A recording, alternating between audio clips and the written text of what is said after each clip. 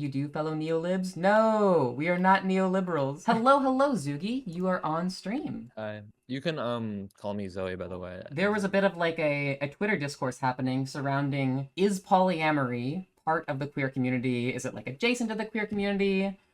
Is it just its own separate thing? And I think it's a really interesting discourse. So I think that kind of like the way that this convo ultimately hinges on how you define queer or what makes something queer. With any kind of like definition like that, the boundaries are going to be a little bit fuzzy. But I guess I'm just curious, like off the bat, how you think you would define like what makes something queer. So I would agree with you that it's a bit fuzzy. Like I'm sure there's things that I might not immediately define as queer that maybe if I thought about it more. I think that like I can generally place a line. Maybe I could wiggle if persuaded. I have to think this out. Go for it, go for it. Sexual or gender identities, I would say break from, I feel corny using a lot of buzzwords, but like cis heteronormative frameworks. And this might seem weird. I only thought about this earlier today. Okay. But I think it's important that there's some level of innateness to it. That's something that you could always like argue, right? Whether or not it's inherent or not. If I'm like reading you right, you would say it's something like sexual and or gender identities that have some level of innateness and break from cis hetero norms. Yeah, I mean, it's hard to define because a lot of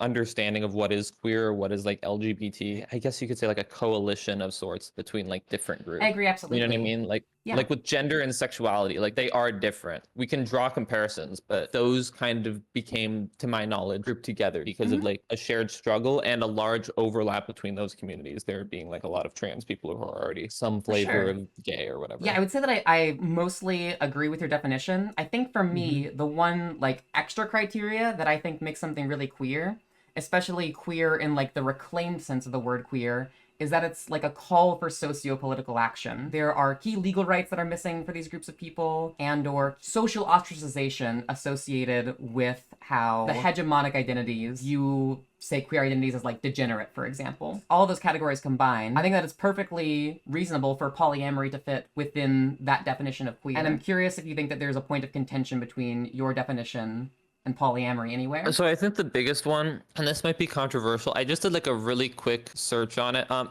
Just real quick, because this is something I'm gonna be like bringing up later, but there's like a political social component, obviously, to like how we define queer and why these identities are stuck together. Yeah, but I I think agree. there's also a cultural component. There could be a basis that I'm hesitant to say this, but there's some value in, and maybe this sounds like gatekeepy, but there's And some I will value. say, like, it's okay if you like say something that you're like, this might be a little bit yikesy. If you Yeah. change your mind in this conversation, then like Sure. we're both right and we both win, right? So like, Yeah, feel sure. free to say it. I'm interested in the Well, I was perspective. gonna say, like, I mean, it could sound gatekeepy and just want to push it away. Oh, Sort of, I but, certainly like, think that like we do need to gatekeep certain identities out of the queer community. For example, like are not in the queer community. The reason why we gatekeep them out is because that's harmful. So I think that if there's like a real harm in including someone, then that's a perfectly valid reason to gatekeep them from the queer community or the queer umbrella. If you're trying to argue that like poly is either adjacent or not quite within the queer umbrella, would you say that there's like a harm in including polyamory, or rather that it just doesn't quite meet the definitional criteria? there's a harm, but not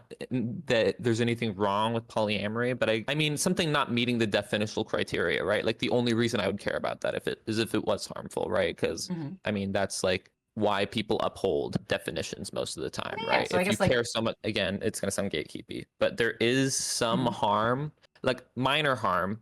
It's usually overloaded by positives, but there is at a base level a cost or a downside or a drawback to being inclusive of other identities and like queerness. And that's usually corrected for by like creating a broader community with people who are able to express certain, you know, et cetera, et cetera, et cetera. Okay. But like by default, I think it's important to have some hesitance to say something. I would definitely agree that like there's always going to be trade-offs on like including a certain group or community under the queer umbrella. But ultimately, I'm going to look for whether or not something's a net positive or a net negative for you know the goals of each community. And I think that in the instance of polyamory in the queer community, it is absolutely a net positive to include polyamory under the queer umbrella. There's lots of similarities between the struggles that other queer identities and polyamorous people face. There's a huge overlap between queer and polyamorous identities as is. There's a lot of shared problems that queer people and polyamorous people face. And so I think that those are very good reasons for inclusion. And that's not to say that there's no potential for any harm. Somebody can be very much cis heteronormative and poly, and they might not be, you know, the safest person in a queer space. space, much like how it's possible for someone who's bisexual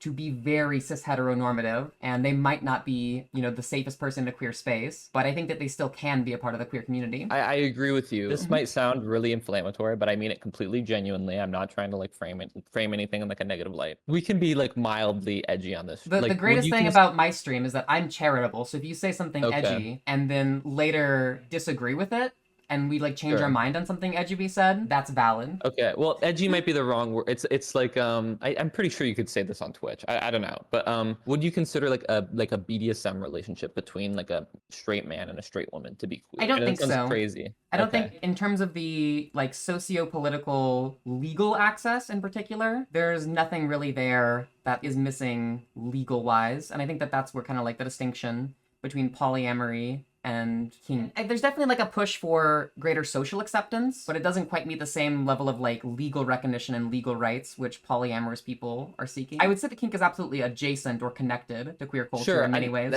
I think that being poly is connected, but like with kink, the reason I draw that comparison is there is actually like, like some level of like legal pushback against it. I mean, there's like a lot of states or like counties, and I don't have this information off the top of my head, but it's just like from having known these things where like certain aspects of like BDSM are illegal. There are like certain archaic laws on the books, but there was a Supreme Court case which makes all of those unenforceable. But yes, I know it is true that like there are some states like Texas, for example, that still has some strange laws about like you can only own like X amount of sex toys, for example. But because of like the Supreme Court case, they're not enforceable. I could be wrong about that then, but like I was speaking towards laws that are about you could just be right. This isn't something that I've like looked into, but like I'm referring to laws about it being like precedent that it's impossible to consent to like certain types of violence. Do you have like a more concrete example? I'm not entirely sure what you mean. The other thing that I think makes kink a little bit separate from queer identities is that kink is something that's practiced like in the bedroom by consenting adults. Meanwhile, other queer identities expand outside the bedroom into your daily life. It's about who you love, for example, or who you are. It's with respect to like gender identity. So I think that that's another part of queerness where it's like it's supposed to exist loud and proud in public, or at least most kinksters want to be like having public sex when there's non-consenting people around. Like I don't think that kinksters in general want that. I just agree with that then. But I think that like for some people that can extend towards like full on like relationship dynamics that might not bleed out into public, but to some degree into their interpersonal lives. I think that kink certainly can be very close to queer, especially like in the sense that I'm defining queer in a way such that it can include polyamory. I think that kink is very close to meeting the definitional criteria, but not quite there. I think that there's a couple of key factors which are like separating it. Another thing I brought up is like innateness, and like I know it's problematic to use the term lifestyle choice. That's like very loaded, and for a lot of people, like like it is a part of their identity. Yeah. But and this is just something that like I had this inclination from like just knowing a lot of people in my personal life, but I also like did very brief, although I like did search like some stats on like people who like are currently poly versus people who say they used to be poly. I'm not trying to say that like, oh, it's a phase or whatever, right? I think it's fine to like do that type of experimentation or see what relationships work for you. It depends on the area or like the demographic, but across most of them, the percentage that was I currently identifies as polyamorous is roughly equal to the percentage that identifies as having been polyamorous in the past. That doesn't make it invalid as a relationship style by any means. However, I think that it does make me question, and this isn't a bad thing. Oh, there's actually a really clear explanation for this. It's the same reason why most people who experience same gender attraction are bisexual, not homosexual. So I think that most polyamorous people, or people who identify as poly, in actuality are to some extent ambiamorous. Ambiamorous is a term for people who could make polyamory or monogamy work. And I think that much like how absent from social interaction, I fully believe that like humans would kind of by default gravitate towards bisexuality. I think that absent from social influence, humans would kind of by default gravitate towards ambyamory, where they might be monogamous, they might be polyamorous. So sure, I would agree with that. One of the distinct differences between that and bisexuality is that when you say like in like a social vacuum or whatever, most people would gravitate towards being bisexual. That could technically be true. I think they would be bisexual, but I don't think they'd be bisexual in a way. I have a take here, and I'm trying to think of a way to phrase it. Is I your take feel just like that my the Kinsey that like bisexuality would be normally distributed alongst the Kinsey scale? Because I would fully agree with that. no, not necessarily. It's more Okay. so that like I guess I think most people would still be functionally, maybe not functionally.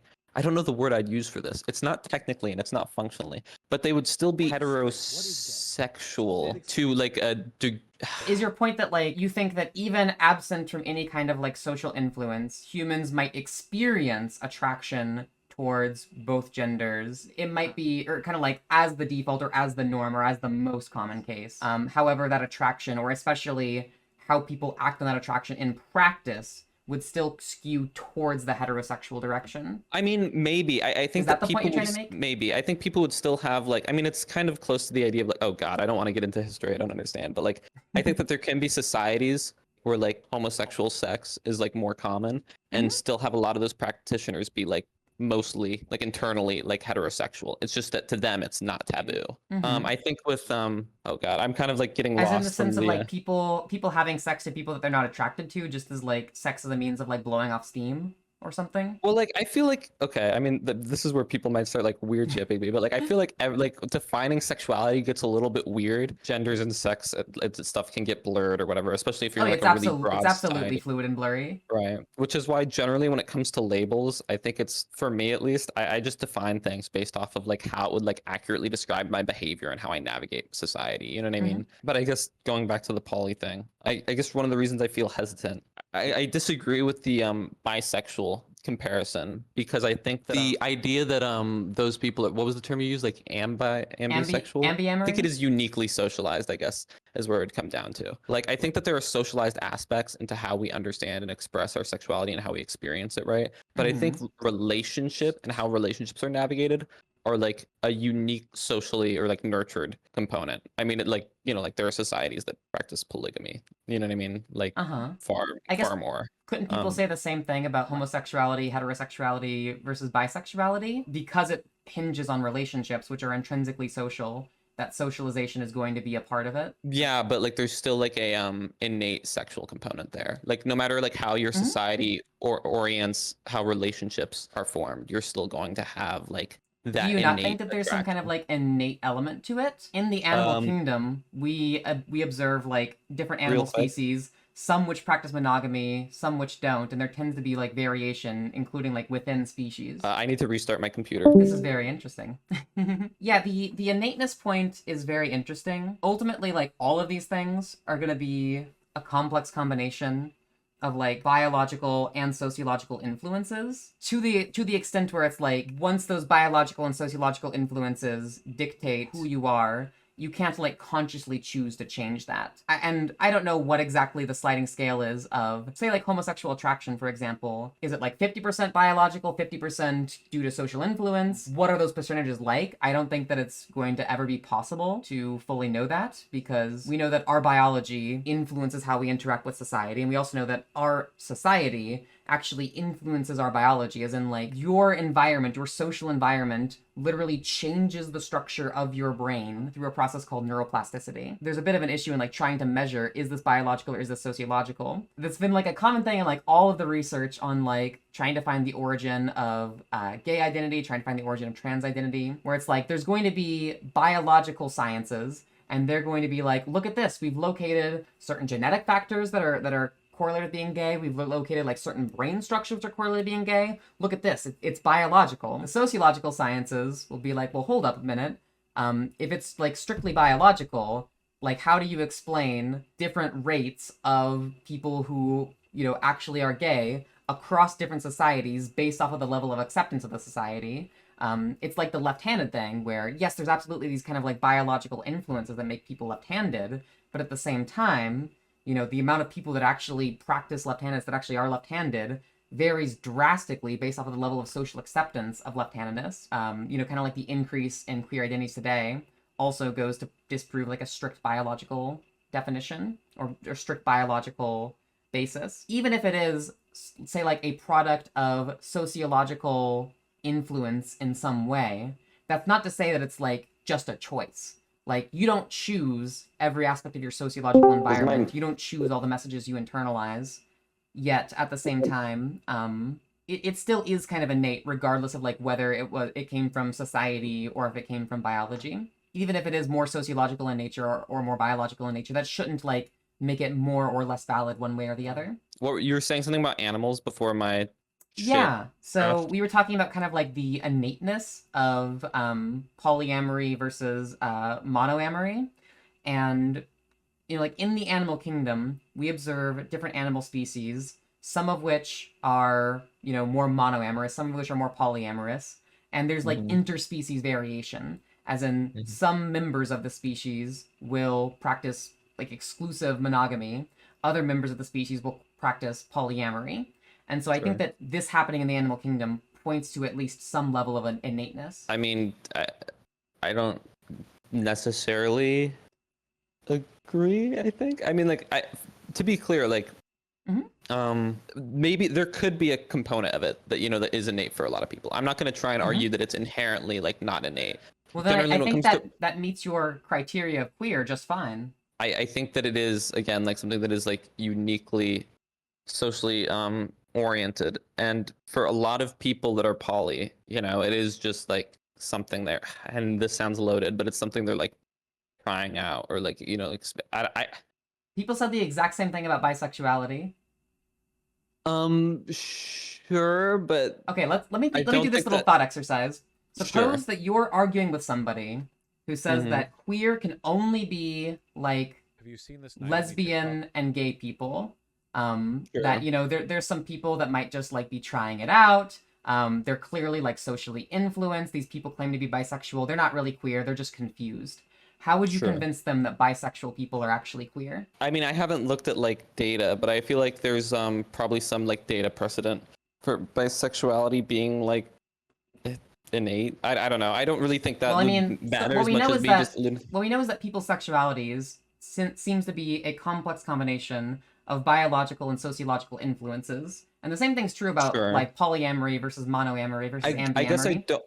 I guess I don't understand how like someone would like be like take the position that like I know those people exist, like of Hmm. course, but like I don't understand how you could like take that position that like when you're already at the point where like you see some sexualities as queer and then another sexuality that is like functional. I don't know. Most of the time when I hear arguments against them, it tends to be stuff that just like isn't really valid, where it's stuff like, oh, like they could just be straight if they wanted to be, or oh, they could Hmm. um Yeah. I guess like my And to problem kind me, of it comes kind of down sounds to, like you're telling some polyamorous people they could just be monogamous if they wanted well, to. it's not that they could be monogamous if they wanted to. I just don't think that defining like a relationship style as queer is like necessarily valid. Why I not? don't know. Aromantic people are queer. Sure, but I think that there's a difference between like this type of romantic attraction you were like are like unable to feel, right? Hmm. Versus Yeah, they're. like a need for multiple like romantic partners. I don't think that polyamorous people have a choice in like feeling that need, much like how aromantic people don't have a choice in not feeling romantic I attraction. mean, again, it'd be the thing that I would like allude to where like I this is like, like kind of like yikesy, I guess, but like most of the like I do think that there is like, like a big wave or just in general, like there's a lot of people who like are polyamorous Hmm. who will like end up like distancing themselves from that. Again, these are not people who People say said they the like exact same thing used to about practice bisexual people polyamory. and like bicuriosity in Sure, but particular. I sure, but I feel like again, like just like that it's like a way that Have your you seen this relationship is Naomi oriented. TikTok? Hmm. I to me like if there's like a cishet guy who's dating two women, it just doesn't feel like right to call that queer. I think mainly because like queer generally I guess like why it's does it hard feel for right to call it queer? If this is like I, a person who say like they're lacking, this dude is lacking legal rights to be able to visit both of his girlfriends in the hospital because he wants to have them To be both be his clear, wife. though, I don't think that Like, legal rights are like an essential I think that they play into why we've like expanded these categories, but I don't think that that's an inherent definition. I think the inherent definition is people who like as individuals break from like cis heteronormative society. I think that and if like this dude is truly like loving his two girlfriends and practicing like, you know, well, like a relationship with both of them where they're both out in the open, proud to be polyamorous, Sure. that is absolutely breaking from social norms. Like Yeah, it most is people are going to breaking call from that social norms, degenerate. but Most people are going to view that as like not a valid way to exist in a relationship. I think That part seems very queer to me. I don't think it's queer because I think that queerness is almost like very specifically targeted at like they're like queer phobia generally. Not that I want to define queerness off of queer phobia, but like I mean just for example, like the way that like a lesbian is viewed or like a trans person is viewed is like it's almost seen as like I mean I guess you could like redirect this to bisexuality, but like generally like queerness is more about like the individual and not like how they navigate like their relationships. I feel like expanding queerness to include what is like like choices you make in relationships is very I don't want to say problematic, I but think I it mean goes I guess kind beyond of just a problematic. choice, and that's what makes it queer. Sure, for some people it can go beyond just a choice, but I think I see that the choice rhetoric that you're engaging in sounds a lot to me like when people say that like for bisexual people, being gay or being straight is a choice. Um, like well I guess you could argue that like practicing polyamory versus practicing monogamy would be like a choice for somebody who is ambi-amorous. I'm Um, saying that like it feels like the emphasis is being placed on the choice by people, right? Because like the focus is on like the relationship for a lot of people. When like a lot of this discourse comes up, it's about poly relationships. It's not about like poly attraction a lot of the time. It would be like if we so had is the like point of discourse contention about like then that whether like kissing a I guess what I'd say is like it'd be like if there was discourse about whether or not kissing a girl at a bar makes you queer, as opposed to like having like the attraction to girls at bars making you queer. I mean, I would still mhm. like argue I don't necessarily know. So if somebody has like an Um, innate orientation towards mhm. polyamory, then they would be innately queer under the kind of like the Maybe I mean like that's one that innateness I guess definition. I guess that's one that I might be like more open to believing, Hmm. right? I wouldn't necessarily disagree with it. That's one that I'd be more open towards believing.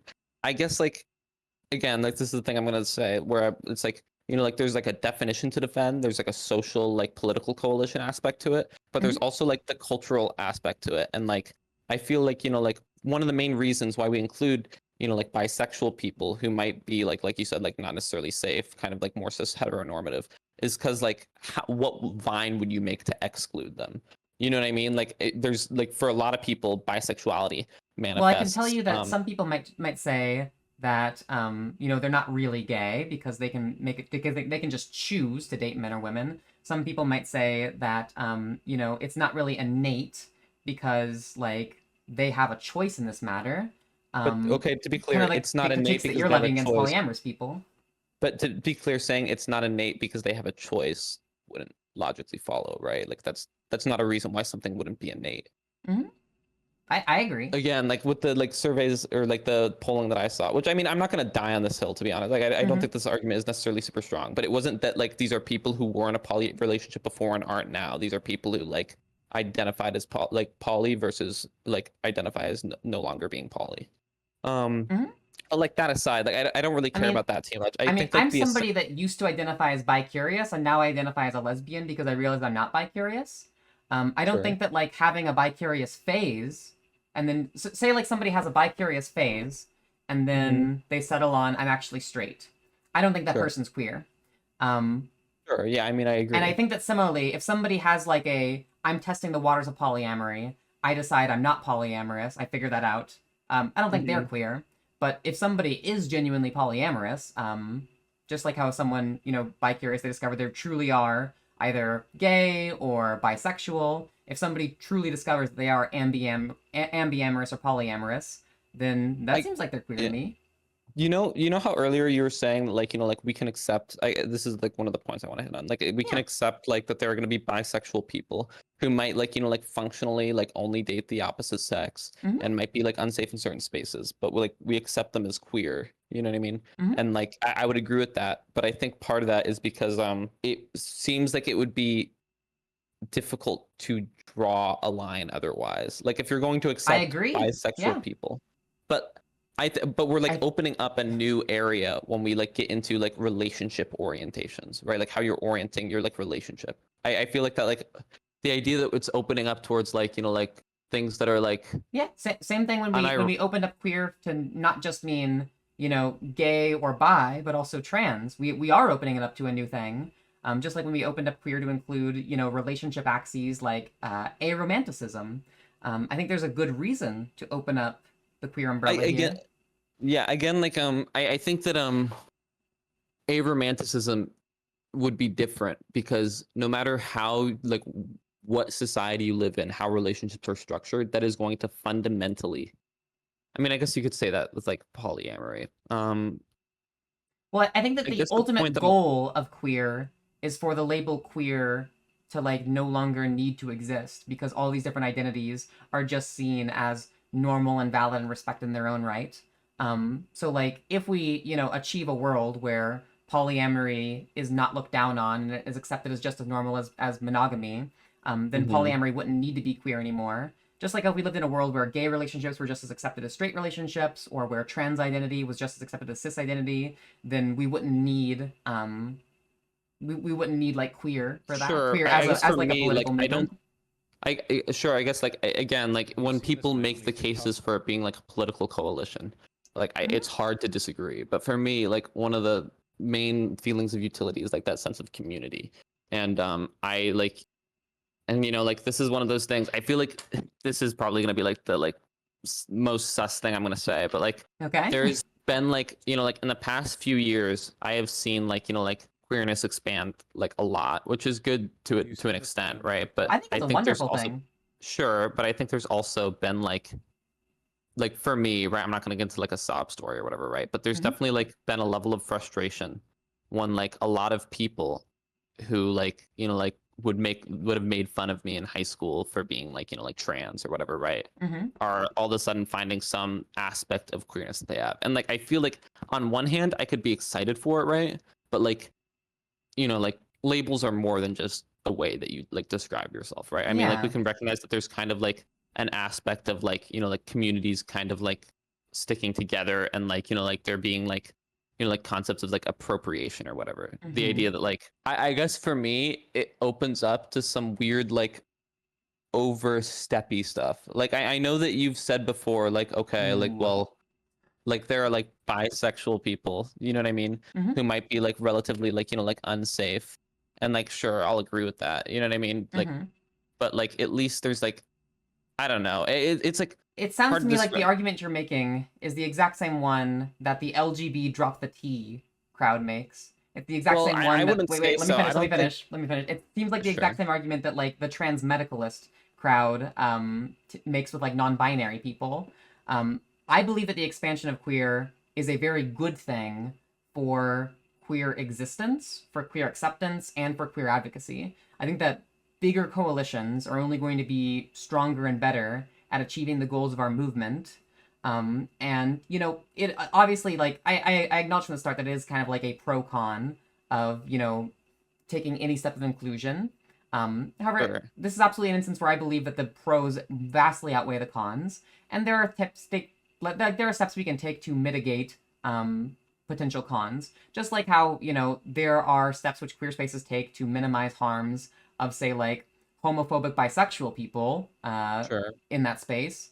There absolutely are steps we can take to minimize harms if there's say like homophobic or transphobic like polyamorous person in the space. I mean, there are like transphobic gay people, and I still want gay people to be in the queer community, even if there's some negative aspects of some of the gay members of the community. I don't know how many like people like the types of crowds you hang around, but like Use I the have Hmm. like Naomi seen TikTok. such an influx of like my like cis het friends or whatever, right? Hmm. Experimenting with poly stuff, like more than like I've ever seen with like people dipping into bi curiosity. I think that's Um, awesome. Yeah. I think it's I think it's awesome, sure, but like if like like it sounds mean, but like I would kind of eyebrow raise if they said like like queers like you and me or something to me. Not like not having nothing to do with like I don't consider the word queer offensive by any means Mm-hmm. personally, but like I feel like there's like this sense of community, Mm-hmm. and I think that like I don't want to like push that too hard. I like it's I think that there is a unique level towards people who are able to be poly, and like would I consider someone who's like bisexual, but like like because they've been attracted to like a few members of the same sex, before in their life, Mm-hmm. would I consider them queer? I mean, like like sure, I guess, because I think that like drawing the line of how attracted you need to be to another person to be queer gets weird, but Mm-hmm. functionally I would feel a little bit weird if someone like kept falling back on that, like when they were like speaking on like queer issues. um Well, but yeah, I again, don't that's mean this not to say something you that can even like, police. You know what I mean? You I can't mean, functionally police that, so that's like why I yeah, I don't guess like. like it's kind of thing like, just because someone's polyamorous doesn't mean that they're like, going to be like an astounding voice of all queer issues. Um, Yeah. and that they would obviously lack the lived experience of other queer issues which like they don't personally face. The same is already true for like members of the queer community. Like Yeah, gay people don't live the trans experience. There are problems with, transphobic gay men, for example. Um, this is something that is like ubiquitous to the queer community as is. I mean, yeah, I agree, but I think that with I'm kind of trying to remember the point that I just made. I think that with polyamory, I don't know. I guess like the thing I keep hitting back on is that I just think The, that the like point that you just made was like opening that up you the you would have a tummy ache if like a cis hetero guy said yeah, that he's polyamorous and that makes him queer. maybe a tummy ache is like a little bit of like a weird way to describe it, but like That's I kind of don't what know. it It came just up feels like like. yeah, sure, but like sorry, what do you say? So that's kind of just the vibe I'm getting. Yeah, I mean, it's like, to be clear, this doesn't come from a place of like like me like having But distaste or wait, that type. this is like Sure, this is exactly what trans medicalists say about non-binary people. Like they say sure. that like when a non-binary person calls them trans, like it takes away from the trans experience because they don't have the same trans experience that I as a true transsexual do. Um, and it feels Um, like you're kind of doing the same thing to polyamorous people. I agree with I agree with the point you're making. Like I wouldn't say that, right? But Mm-hmm. I do personally think it is, man, okay, this might like be like some Pandora's box shit. But like I have like historically felt kind of like weird with like how it feels like the word trans Mm-hmm. has been kind of like, and it's like I don't know, like this isn't a hill I want to die on too much, I've got the but the perfect solution. Just what is like it? just make the transgender transsexual distinction. So transgender is somebody who wants to change their gender, who identifies Sure. as a certain gender, lives their life as a different gender than the one they were assigned at birth.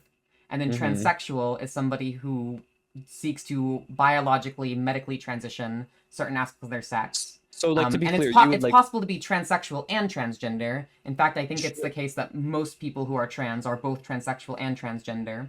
But you could have sure. somebody who's transgender but not transsexual, say like a non-binary person who doesn't want to take HRT, or Mm-hmm. you could maybe have somebody who's transsexual but not transgender, like an HRT femboy.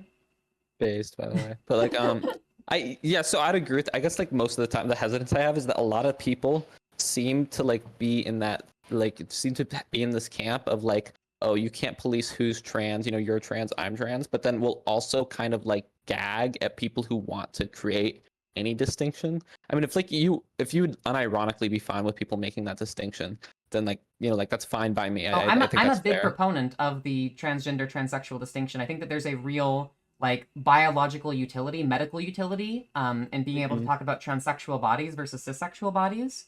Hmm. And at the same time, like, I think that there are differences in the lived experience of people who are transsexual versus people Yeah. who are, transgender but not transsexual. And it's okay to talk about those differences. Sure. But Yeah. I wouldn't want to gatekeep either group out of trans advocacy. Just like, there are differences between the lived experience of polyamorous people who are straight versus polyamorous people who are bisexual or gay. And I want to be able to talk about those differences, and that's why we have terms like straight and gay and bi, and polyamorous, monogamous, ambiamorous. But I wouldn't want to gatekeep them out of the queer community. I don't necessarily disagree. I still have like a large hesitance towards like opening up that line where like it's going from like like your sexuality and your like your this sounds iffy, but like to me like or like gender, I guess. The LGBTs say the same thing about trans people. Yeah, I know, but like I feel like it sounds weird, but like when you're literally like, okay, this might sound true, like I think but like I think I figured out what's happening here. I think you have some like subtle transmedicalist tendencies, which are bleeding over into this topic as well. I mean, yeah, sure, probably. I wouldn't like call myself like trans med necessarily, but Mm-hmm. And I don't mean to categorize you as like a transmedicalist, but rather that there are some like transmedicalist tendencies or ideas which you've either internalized, and I think that they're kind of harmful. And you think what? I think that they're kind of harmful. I mean, sure, I would agree. I mean, it like depends on them. I think there are some like unhealthy biases, that like I think like a lot of like, especially like like people who've been like transitioned for longer might pick up. But like there's also some stuff that, and like I get it, like the trans like like with shit that's going on, people are kind of like quick to like shut down anything that's gatekeepy or they perceive as problematic. But there's some like I think conversations that like a lot of like the other trans women, you know what I mean, that I've talked to like want to have, but they just can't because you just quickly get shut down. What conversations can you not have? Well, oh god, I don't want to do like the conservatives like we're being silenced thing. It's not that you can't have them, it's more so that if you have them, it opens up like a whole bag of worms. But like what? I guess sure. Let me think like a good like one that's like pretty safe to have. Give me like I don't like you can throw out like a most unsafe topic. Like I'm here for it. Well, because some of the unsafe ones, like I just like might even not even stand by. Like it's just yeah. It's not saying that like you believe this, but rather you feel that like it's hard to candidly discuss these topics because of like like intercommunity I guess feelings. one that I'll say is I kind of like am like a bit of like, and I always am hesitant to say this because so many people mean so many drastically different things when they say this. Okay. But I kind of think of myself as like kind of a gender abolitionist. I know that's like so core. Like literally everyone is now if you're like vaguely progressive, and it just means a different thing. I mean, I don't think you could. I think you absolutely can discuss gender abolition. I've discussed it on stream before. No. My take is not about gender abolition. I'm just using that as a precursor to say that like I think that there's, for example, a lot of the ways that people talk about like certain like labels or whatever, right? Or like like transness. I mean, like we've seen like I'm gonna like sound really like jump into it. Sound problematic. Let's do it. There's a lot of people who like I'm gonna have to rely on the word functionally because I don't want to just straight up misgender people, especially because like my biases are gonna come in a lot here. But like there's a lot of people who like functionally live as their assigned gender at birth for the most part, right? Who will identify as trans. And to me, like at least with my views on gender, like it's always seemed kind of like absurd to me. Like it feels like it's like the only like meaningful like part of your identity is the identity. Like the label is the label. I think that there's nothing wrong with like talking about differences in lived experience between trans people who like live their lives being perceived and treated like as the opposite gender versus trans people who live their lives like say boy moding, for example. I don't think there's anything wrong with talking about how like boy moders have different lived experiences than like trans women who pass. There's nothing wrong with saying that, but like if somebody's like a boy moder and identifies as trans, I just don't give a shit. And I think that like trying to gatekeep or have like a tummy ache about that makes it harder for them to like live their life as they wish. To be clear, I would disagree with that because to be clear, like a boy moder, when people talk about boy moder, they're not thinking of someone who like functionally in every way identifies as a man but calls themselves a trans woman, right? A boy moder is generally, not always, but someone who is taking feminizing hormones, identifying as female interpersonally, but like outwardly to the public, whether for safety reasons or insecurities, will like dress relatively masculine and present like in generally either masculine or androgynous ways. And the reason I draw that distinction is because I think that there are a lot of fundamental things that even for a boy motor would cause them to have a very trans experience that you wouldn't have with like let's say like I would like let's say I'm like born a man, right? Like and I decide, you know what? I'm like I think gender is absurd. You know what I mean? It doesn't really make any Agreed. sense. I'm gonna be like, yeah, sure, I agree with that too. I'm gonna identify as like a gender or something, right? I'm still gonna present the way I am. Maybe I'll go by like they, he, or he, they, or like any pronouns or something, right? But I'm a gender, right? Yeah. At that point, I don't really have a problem with that, right? Where it starts to get weird to me is when people start we'll say stuff like that and then we'll jump into discussions about the trans experience, or we'll say like as a trans person and stuff like that. And it feels like sure, maybe we can argue that like we should expand the definition of trans, but like most people's idea of trans, like I guess like it sounds iffy, but like I mean, they're I kind transgender of but not transsexual. I think that there are sure, but absolutely most overlapping people experiences between, say your typical like binary transsexual, who's also sure transgender, and then like somebody who's agender, but for all intents and purposes lives their life experiencing gender still as the gender they were assigned at birth. sure and There's a I lot of like internal stuff going on with their gender that is very, very trans, especially in kind of like a non-binary way. And um like Have you you know, seen this Naomi if you TikTok? are a gender abolitionist, Have you seen this like Naomi mhm. TikTok? I would think that you would want to be like, cool, that's awesome. Yeah, let's blur the lines of gender. I mean, sure, but mostly from like an accelerationist perspective, right? Where it's like, Mm-hmm. okay, like if we keep doing this, then eventually like these terms will literally mean nothing and people will realize like how absurd. Like that's kind of the perspective I have, which I think is like why like I think like I prefer being called she, her because I know it means people see me as a woman or whatever. But I think the idea of like a gendered pronoun is like dumb. You know what I mean? Like I Mm-hmm. think that the Yeah. idea of pronouns is dumb. I like Yeah, I don't I don't know. have I think there's like a lot pronouns. of yeah, true. Based. I don't know. I don't know. I like the, but like I think that like I guess like the fundamental disconnect I have is where for some people it feels like their identity is based, like I said, in the identity. The labels are the Mm-hmm. label, right? You know what I mean? It's mostly addressing a social construct or whatever. Mm-hmm. Whereas for me, like, I mean, maybe it's gonna sound like edgy, but like, like I don't really understand what people mean when they say like oh like like I don't have dysphoria and I'm not like gonna like like transition, but I identify as a woman because I feel like a woman.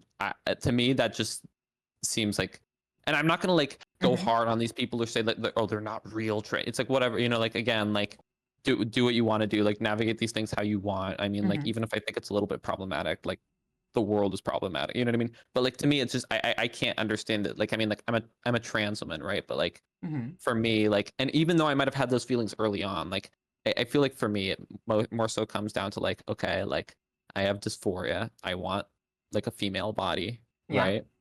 I'm gonna take estrogen, Mm-hmm. and because of how intrinsically tied, like women are, or like females are, I'm not to sound like an incel, but you know what I mean? Females. Like those things are like very deeply like linked towards each other. So like if I want a female body and I like want to like, Mm-hmm. quote unquote be female, you know what Yeah. I mean? I That's feel like called I'm being going to like transsexual. sure, yeah. But like for me, I guess like it just seems like a lot of this stuff seems absurd because I feel like people will come to the conclusion that they're non-binary, which is fine. Mm-hmm. I don't have a problem with it. But it feels like when they talk to me about the logic behind it, I think about that and I'm like, okay, that's cool. But like the logic you're using is like the logic that I feel like anyone should be using to come to the terms that they're all non-binary. You know what I mean? I don't know if that makes sense. Uh-huh. Yeah. Like people That's will like how describe non-binary people feel. yeah, sure. But it's like people will describe like, like, oh, well, gender just feels absurd for me. Like, I don't really feel like a man or a woman. It's like, I feel like if anyone breaks it down, they're not going to feel like a man or a woman. Like, the idea of feeling like a man or a woman, I feel like, is just kind of based in like our ideas of what men and women are. You know what I mean? And like outside of To some maybe like, extent, but like for people who are like cis men or cis women, like they definitely feel like an attachment to that identity of being like a man or a woman, sure, um, but I would, in a way that like a non-binary person doesn't.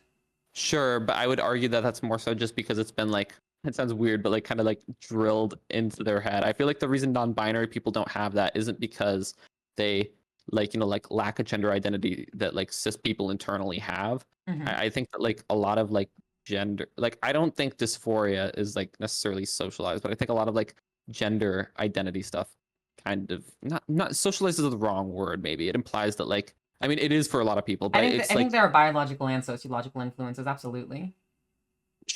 yeah, sure. But like I guess like the thing that it keeps coming down to is like my hesitance. Again, I have no problem with people using like like these labels. In fact, it's like like based like fuck these like norms. But like it to me, I guess the hesitation I have is that I literally feel like that if anyone introspected hard enough, they would come to a similar conclusion. You know, You know most what I people mean? who are non-binary say that. Yeah, no, I Are you agree, but like non-binary? no, no, I don't think Okay. so. Um, I mean, like I could be if I I used to wanted say to. the same thing. Like I could be if I wanted to, right? I mean, like Mm-hmm. it's like I've thought about it before, but it's like literally just like my gender identity is literally just like a practical thing. I don't know. It's like Holy it shit, very much. It's like you're literally me like a year ago. I had the okay. exact same perspective like a year Can I ago. say something? Can I say Uh-huh. something that might sound really mean? I'm not trying to police you. Like you seem like really like Cut I'm me not trying to open. say Go that you for have it. bad. Okay. How long have you like been like trans or like unknown that you're trans or publicly identified as trans, etc. If that's okay to Yeah, ask. so I mostly figured it out myself, within myself about 3 years ago. I started medically Sure. transitioning 2.5 years ago. I didn't allow Okay. myself to like fully embrace the trans identity until I started medically transitioning because I Sure. gatekept myself so hard. But yeah, Yeah. I've been on hormones for like 2.5 years now, and I Okay. came out as non-binary Sure. little less than a year ago. In addition to that, yeah. Okay. Sure. I'm not trying to like one up you or anything, right? Like I Mm-hmm. like like you're definitely like like like very reasonable. But like to be clear, like I have like been bouncing around like my idea of my gender or whatever for like 7 or 8 years, right? I mean, like That's awesome. Yeah. yeah, and I guess the hesitation I have is that I know a lot of people when I talk about these things say like, oh, like just wait until you come out as non-binary, and like like whether or not like like that happens. I mean, like the identity that I have, I feel like, sorry, I'm rambling a lot. Mm-hmm. I very much like kind of like identify with the fact that, and I mean, I think you'd find this problematic. There's a lot of stuff that sounds problematic because it sounds self-hatey, but it's like Say very it. much like weirdly the opposite. But sometimes like lean into the fucking like, oh, I'm a fucking like male on like what do you call it? Like a estrogenized male shit or whatever. Or like I'm a not because I hate myself by any means. I was like listening to the like Kelly Uh-huh. Cadigan go on about her gender Oh identity. no. And I kept thinking to myself, like, it's so weird how I like identify similarly in some ways, but like completely opposite to her. You know what I mean? It's Hmm. like I like for completely opposite reasons, I guess. You know what I mean? Like she'll say that she like like oh I'm like a fucking like like biological male who's decided to take hormones because et cetera, and I have like like et cetera, like whatever, and like I'll hear that and I'll be like okay, like she feels that way because Mm-hmm. she hates herself and she wants to Have you tell seen cis this guy on people like like oh TikTok? don't worry, like I know that I'm like I know I make you uncomfortable, I am just like an error, you don't have to treat me like a real woman, you know what I mean? Mm-hmm. Whereas for me, I Are you guess doing this like like a shit posting sense or in like it's um sincerely how you like view yourself and your biology and your body? I don't know where the shit posting ends and the genuineness begins, I guess. I don't know. That's I fair. That's fair.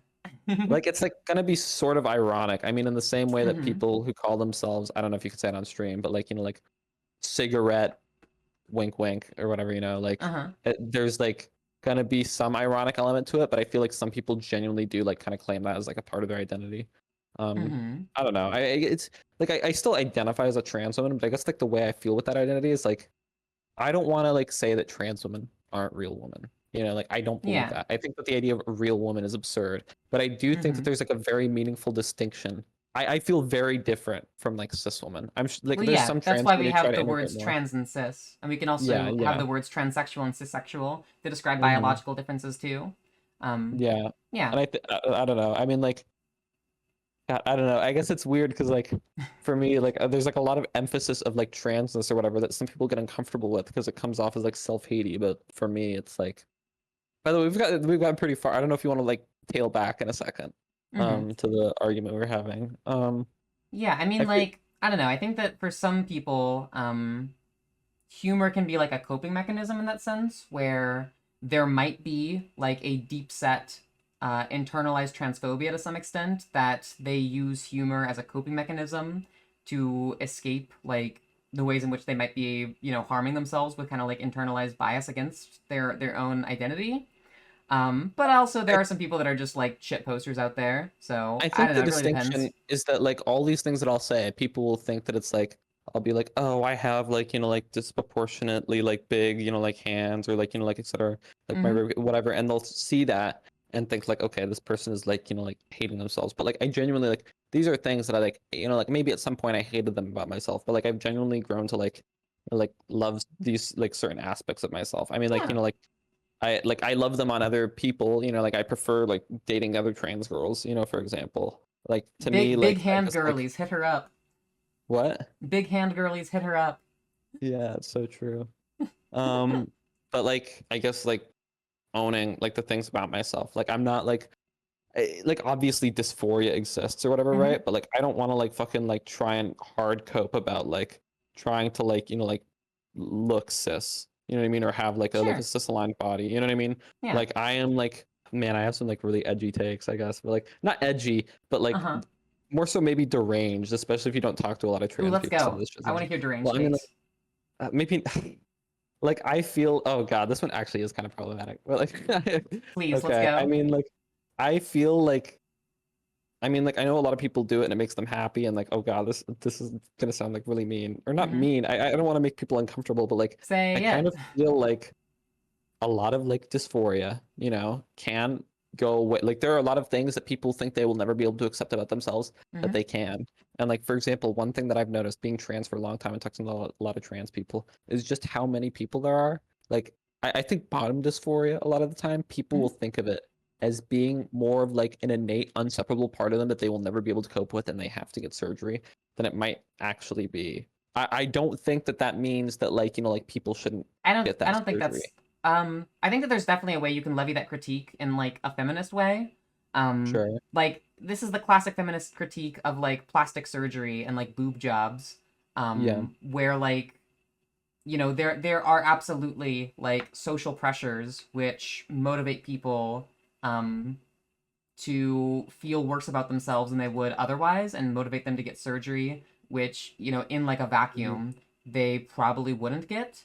Sure. And I think that also like with bottom dysphoria in particular, there are a lot of transsexual people, myself included, actually. I'm a perfect example of this, that like with the way that estrogen feminizes the penis, like I am totally cool having a girl dick, but I was like not cool having a boy dick. Yeah. And yeah, I think that oftentimes people can be surprised at the things that they, you know, in ways which their dysphoria might be cured with like hormones alone, and or even just like recentering how you view yourself, say like via psychotherapy, for example. I think that Hmm. like curing dysphorias is absolutely something that can be done in certain circumstances without surgery, and more Hmm. body positivity in general will only help people to end up discovering like, oh, I'm actually very happy having a girl dick.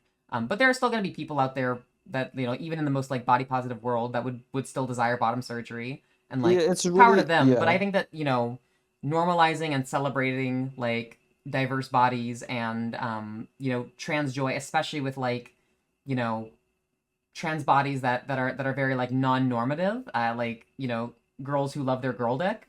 Hmm. That's a really good step we can do to like thread that kind of conversation in like a more nuanced feminist way. Yeah.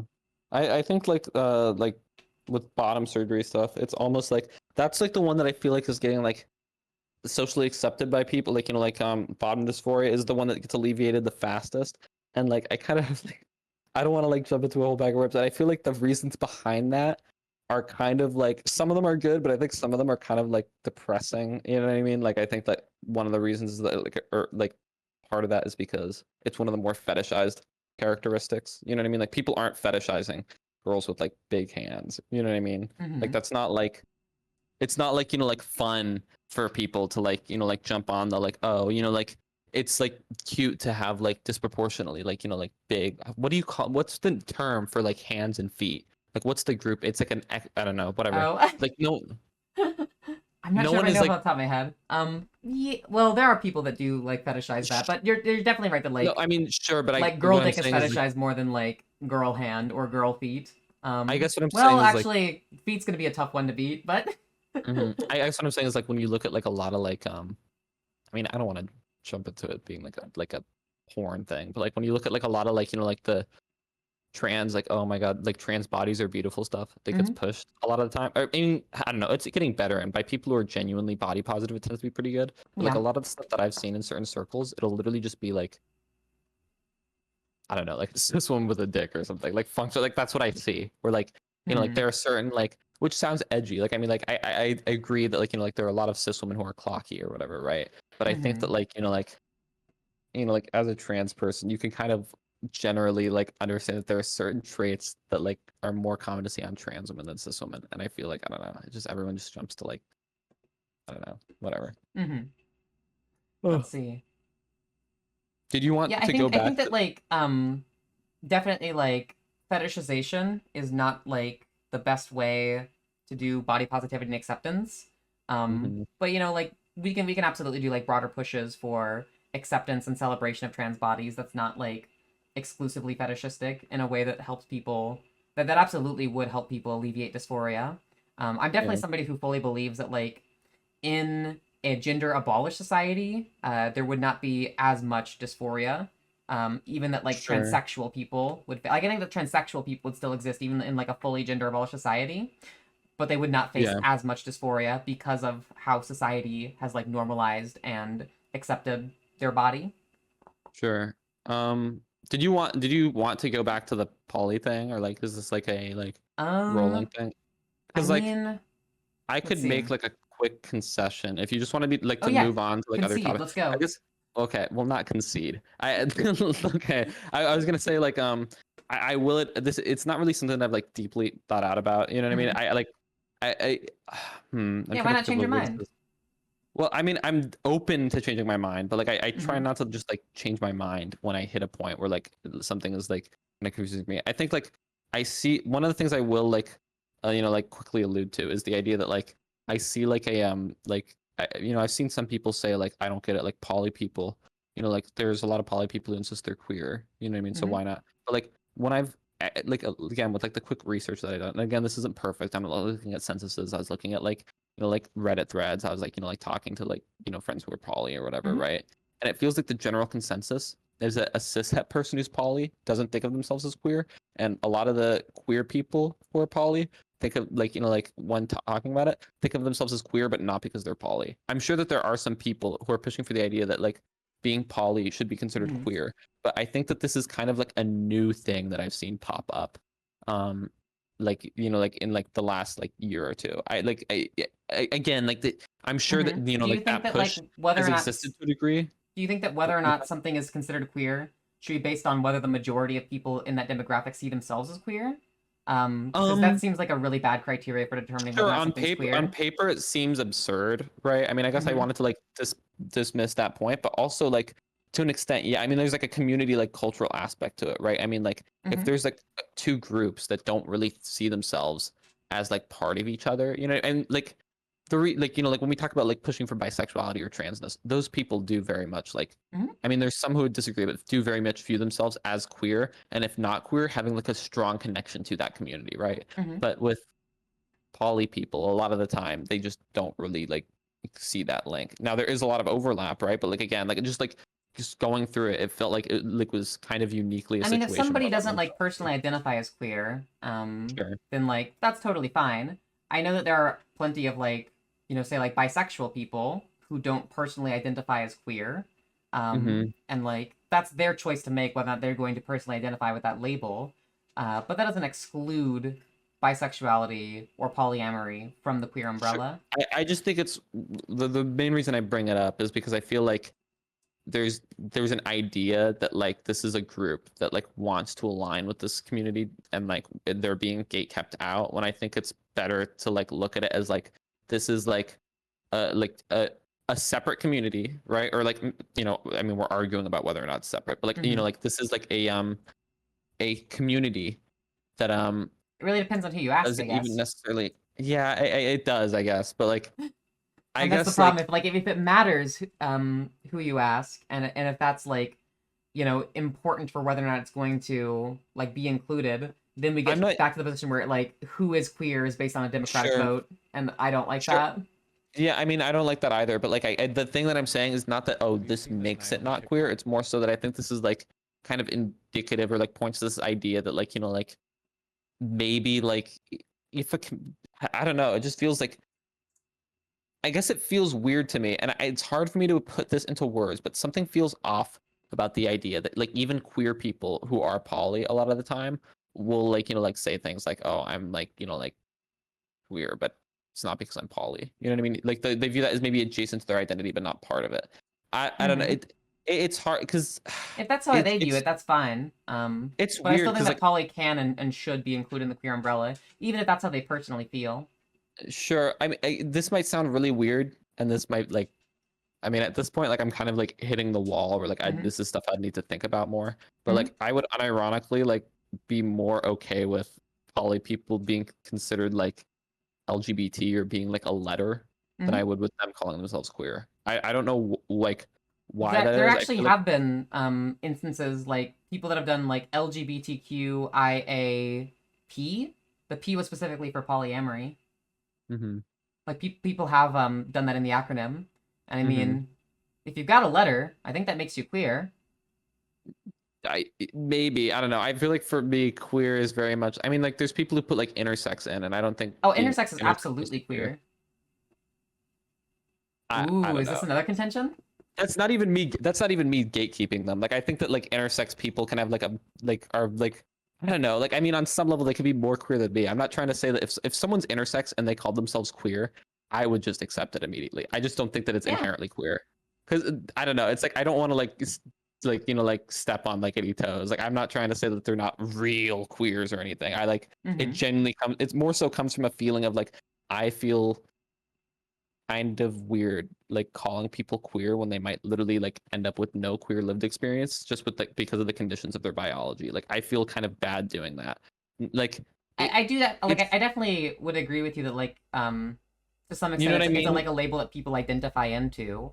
But like if an intersex person understands their biological reality as a very queer one in the way that they're treated by others, in the way that they're perceived by others, in the way that like a medical system either doesn't understand their body, or in the way that the medical system gets things wrong about their body, in the way that they face stigma for like having a non-normative body, and they want to call themselves queer.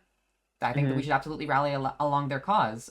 There's so much overlap between like kind of the advocacy that intersex people desire and need, and like a lot of the advocacy that transsexual people desire and need. There's a lot of overlap there, especially with like medical harms and lack of medical knowledge.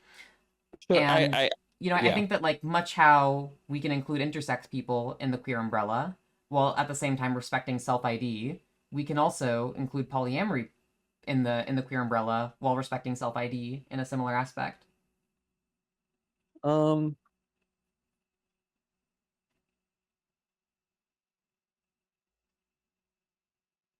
I mean, sure. I don't. I think the reason I have so much hesitance towards this is that I don't know. Like I feel like.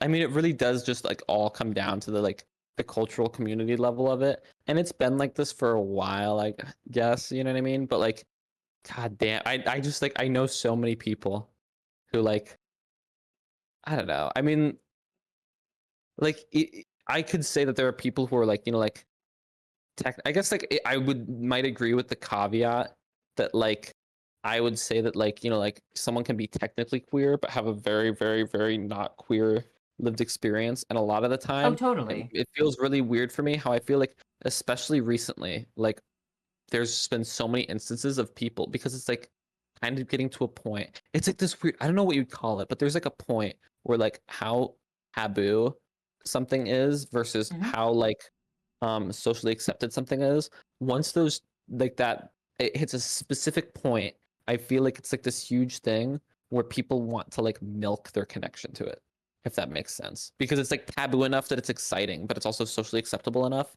that like I don't know. Does that make sense? I don't know if that like it sounds like Maybe I guess shitty, but like like I don't see how that's like relevant. um I'm not it's relevant in that like I feel like um there, I don't know. There's gonna be, I Like, guess, I like think that I would people be okay with, definitely find pride in their queer identities. yeah. But I guess, like, I don't think that's relevant as to whether or not we should include or exclude. Yeah, I Uh, know. That's why I'm saying, like, I could agree that like we could technically include it, but like I feel mhm, like and this is like the thing that, like, like, I mean, it's easy to just say like, oh, well, that's just a bias you need to deal with or whatever, right? But I feel like, like I do have like this weird, and I've had this for a while. There's like a lot of like, I don't know if you'd say like appropriation or overstepping, where it's like this idea that like there will be people who like, I mean, like if we're going to like, like the thing about like, like non-dysphoric people or whatever, mhm, like in my high school, because I transitioned in high school, and it was kind of mhm, like, even though I was like in like, like a relatively liberal area, it's kind of one of those like liberal conservative areas where it's like a kind of, I don't know how to explain it, but mhm. um I like kind of got like a lot of like weird shit for it. I was kind of like isolated a lot. Like Oh, I was actively absolutely. bullied by, like a lot of shit like that. Mhm, And the school did like a piece on being trans, and the person who spoke on it was like a non-binary AFAB person who ended up like identifying as like cis like woman again later. And I mhm. like always think about that, and like I've had like similar experiences. I feel like if you've been trans for long enough, you've had experiences like that, and it's always so awkward to talk about because you don't want to sound gatekeepy, but like there is definitely a degree where like society sees to some extent, I want to this might sound scuffed, but like cis presenting non-binary people is like a more like safe, like like um looking glass into like queerness, you know what I mean? And like to me, like that's kind of manifested in some frustration, because Well, I think like that there's I definitely don't want to like, say those people I aren't queer. I think that there's a real reason to be frustrated. If like the only person who would give a talk on like trans or queer acceptance was somebody who turns out they're not trans or queer. There's definitely like reason to Yeah. be upset and to feel invalidated, unheard in that situation. Yeah.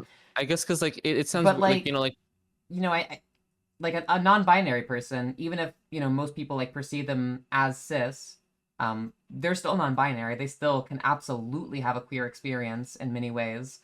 here's what um yeah. and, I and was just like, gonna say. Oh, sorry. oh, I guess like being being like too cautious of that, I think leads Hmm. to a world where it's like much more difficult for people to explore their identities in ways that are healthy and beneficial. Sure. So I guess what I would say is, I think, and maybe this is gonna sound weird, but like I would be much more open to just saying like you're queer, you're trans, who cares, identifies whatever. If Hmm. there's also like a more like a fuck, what's the term for like a more lived experience analysis, and like Hmm. kind of like a, as cringy as it sounds, like a check your privilege analysis, where it feels like so many people, and it's like, like it kind of reminds me of, okay, I, like making analogies with race is Have corny, you but to seen some this extent it nightly kind of TikTok? reminds me of like, like when there's like, like this is something that's like almost entirely stopped, but I remember like in middle school, there'd be Hmm. the kid who would like be like, oh well, like I actually found out that I'm like 5%, like, like insert, like marginalized group here, you know what I mean? Hmm. And they would have no lived experience of that group, you know what I mean? But they would like kind of, mostly because like, like generally they're very white, they don't really like have any understanding of like those issues and that struggle. They don't Hmm. understand why they can't just like kind of milk and identify with like that label, you know what I mean? And I I mean, I feel like definitely with think that like there's a potential for people to like overstep their boundaries, but the problem is Mhm. overstepping boundaries, not like queer identity. I- Or yeah, like, or so like polyamory be considered queer. Like, if I if guess somebody that gets a DNA test, they find out they're 10% black and they're gonna say that like they have an inward pass now, like that's clearly overstepping a boundary. I think, yeah, But I like think if a that. polyamorous person is going to overstep a boundary and say that like, because let's say like there's like a straight polyamorous person like, oh, I'm Mhm. straight and polyamorous, but being polyamorous means I'm queer. Now I'm an authoritative voice on all queer issues. Yeah, Sure. that's overstepping a boundary. The problem is overstepping the boundary, not the polyamory being considered queer. Much like how bisexual people, um, particularly like bisexual people who have like leaned much more towards the heterosexual side of things, have a Mhm. lot of potential to overstep boundaries. And Yeah. the problem when they do so is overstepping the boundary, not them being seen or treated or included as queer. Sure. I guess my problem is that it feels like, I agree with you. That my problem is that it feels like there's like, this is like the thing I was saying, right? Where it's like I'd be totally down to call people like queer, Mm-hmm. like, and just be like whatever, I don't care, like you're whatever. If it felt like there was some still like understanding of like, you know, like there's still being boundaries within that label, and there's still being, because like I feel like Yeah, a lot of I the think that time, there is for polyamorous people, absolutely. yeah, I feel like there a lot of the time, like it feels like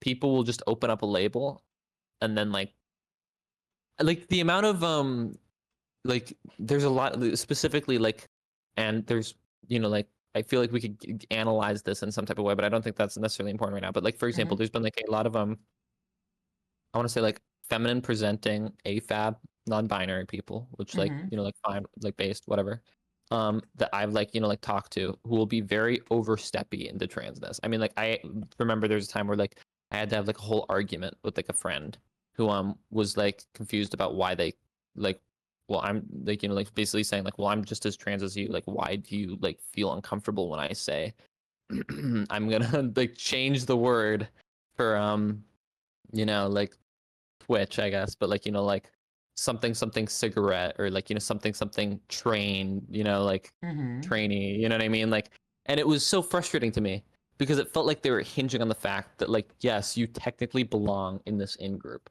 right? But it kind of like ends there, right? Like there's like, feels like a lot of the time I'll talk with people who just like, as soon as you want to talk about lived experience or whatever, you just instantly get labeled as like true scummy, or just saying like, oh, so you're saying I'm not a real trans person. I don't know. I like, I that's guess like where a like, lot of my frustration comes from, is that it's like I feel like mm-hmm. like if I say like, you know, like when we talk about like, you know, like whether or not someone's queer, like for example, like this discourse originated not because someone was saying like, oh, like, you know, like we're technically queer, but because like it was someone getting mad that like a panel had like, you know, like a trans flag, or like a lesbian flag, a gay flag, you know, like 5 or 6 flags, but it didn't have the poly flag, which I feel like when it comes to like queer identity, like even if you were going to include it, I feel like you would agree that it's like not something that like for most people like would be, I don't want to say that things are as queer as one another, but like I feel like a lot of the discourse comes less from people wanting like some validation of the in group, and more so that they, I don't know. I won't I get too into think that. That's gonna be like biased of Well, me, but I like, think that ultimately your problem lies with overstepping boundaries,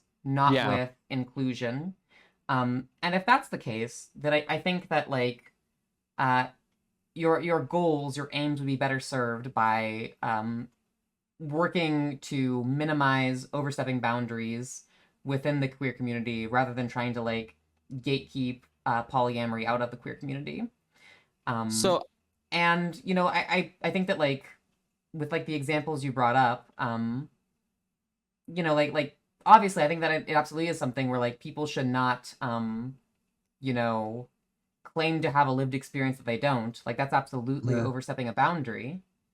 But there are also like lots of overlapping lived experiences between say like a non-binary person who is perceived as cis and like a very binary transsexual person. And so, you know, them calling I themselves think transgender is not a problem, but there are I, ways that they could overstep that boundary, especially if they try to like speak as though they had the lived experience of a transsexual person. I feel like my problem is that, like, you know, like in that example, it's like even if there is some overlap, and maybe this is problematic, I feel like like they share more in common with like their cisgender counterparts than me, because my identity is not based in the fact that like I call myself a woman, but technically I was just not. It's like based in like my transition. It's based in like how my Mm-hmm. body is immediately perceived as different. It's perceived, you know, like all these like different aspects, like to me, like their lived experience, you know, at the end of the day, like, you know, Yeah, like they can, that's you the know, like transgender transsexual distinction again. yeah, and I guess what I'm saying is that like for me it's I don't know, like I agree that like, you know, like we should focus on like, you know, policing boundaries, but it feels like especially in the queer community for some reason, people like, when you like, again, if you try to enforce those boundaries, you get labeled as some degree of like gatekeepy, right? But Well, even here's outside the of key that, it feels like distinction. there's been a, you You don't want sure? to enforce like gatekeeping boundaries. You want to enforce, hey, people don't overstep your boundary. Like that's totally acceptable to do. Sure. Well, sure, but like I feel like every time I've like had this discourse, it feels like people have like had it in their heads that like the label, like people just do not seem to have any concept a lot of the time of like the idea of like lived experience, because it feels like it always comes down to like, well, like how am I like less trans than you or whatever, and it's all say like, okay, I'm not saying you're less trans, but you're like trans in like a fundamentally different way. You have a fundamentally different experience than me, you know, like so X, Y, and it just feels like they always just come back to like, okay, but I identify as trans, and it's like, you know, like with the poly thing, I could see so many people who just like, you know, like just keep saying like, but I mean, I am queer though. It's like, I don't know, it's like I feel like it's hard for me to just say like, okay, good, yeah, you're queer, because I know that like for a lot of people they don't hear that and think like, oh yes, I am technically queer, which is a large umbrella that includes so many different types of people out there. They think like, oh, I'm one of them now, cool. Like I so often like when I don't know, like I see a lot of people who just like see it Yeah, that I mean, I think way, what you can, and that's where my hesitance comes from. I think what you Where could it's say to like, like in that situation would be like, yeah, you're absolutely queer. I'm just concerned that like in this instance, you're trying to speak authoritatively, as if you had a a specific lived queer experience, which you don't. Your queer experience is not the same as this one, which is particularly pertinent to the issue. And I think that like your advocacy is not informed by the lived experience of people who face this issue. That's totally acceptable to say. um sure, but I think two things. I think one, you'd still get pushback, like huge pushback for that. And two, I Why? think that like, I mean, like, okay, like there'll be dumb fucks on Twitter that'll push back against anything. But like, if somebody is being charitable, I don't think there's like really a reason you can push back on that. well, I think people still do. I think people kind of like see things and they don't. Yeah, I just And don't like care about some the of this dumb is fucks on reasonable. Twitter. That's my. Yeah, but I don't think a lot of, but I don't think a lot of them are just like unredeemable dumb fucks. Like I've seen like people who I know are in good faith do similar, or I mean, arguably in good faith do similar things. Who I know are good people do similar things, and I think it's because the community is like kind of paranoid of like true scummy gatekeepy stuff. So they'll jump on people who they think are concern trolling. They don't just jump on people who like outright come and say it. They jump on people who think they are who they think are concern trolling. So that's like the first point, right? But Mhm. also, I think that a lot of people will Can you hear see that this, Naomi and it'll TikTok? just like slip on through their ears, right? Like I feel like when it Can comes you to see certain this, Naomi things, right? TikTok? Like for example, like with other things, like if there's like someone who said like, oh, like, you know, like I identify as like a lesbian, but I'm not attracted to women. I'm only like a lot of the time people won't say like, sure, but I feel like your experience of being like a lesbian is like like people have like kind of like generally come hard down on like certain like things, and just saying like, okay, but you're not. Or that might be a bad example because that's a word that like has a strict definition. But like, you know, like if there's someone who's technically bisexual because they've been attracted to a guy before or whatever, and they keep milking Mhm. that, a lot of people will say like, okay, but like you're not really bi. You were like hypothetically attracted to a hypothetical guy. You know what I mean? But like that's Mhm. just like not what bi people experience. You know what I mean? They wouldn't say like, sure, you're bi, but you have to understand that the lived you know, I feel like for a lot of people that just slip by their ears and they'll just think like, oh cool, you're bi. Like I mean it sucks, but I feel like you kind of have to take like sometimes you have to take like a nuance an unnuanced stance that you don't even necessarily disagree with, that you don't even necessarily agree with, I mean. Mhm. um I mean, like and that's like where my hesitance comes that's from, where like I don't know. I just like try to avoid Twitter discourse where it's like if there's a situation on like a Twitter discourse where you feel like you would have to avoid nuance in order to appease like people who are going to take things uncharitably, Well, it's that's probably not like not a discussion that's best suited for like well it's not Twitter. just a Twitter thing, right? I mean, like this is how like people in like normal conversations like go about things. Like if we're like going to like the Oh, in you know like a like normal conversation, you could absolutely make a call out along the lines that I did, where it's like, yeah, you're absolutely bi. I see you that way. But it seems that like you're overstepping a boundary in talking about the experience of like bi people who have different experiences than the one that you have.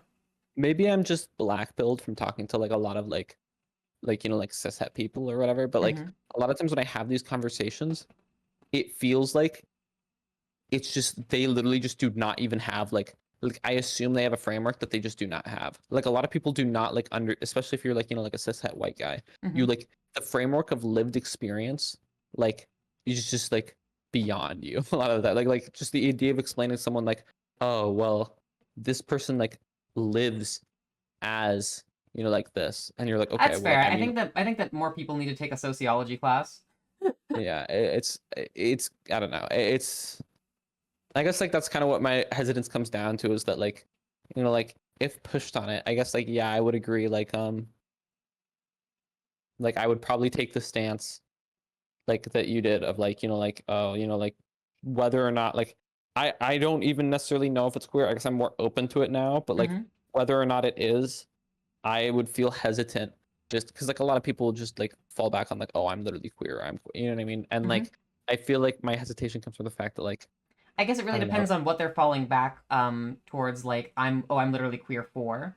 Like if oh I'm literally queer is being used as like a shitty justification or like a dodge, or if it's being used as a means of like overstepping their boundaries, then yeah, those are bad. And those should be called out for those reasons.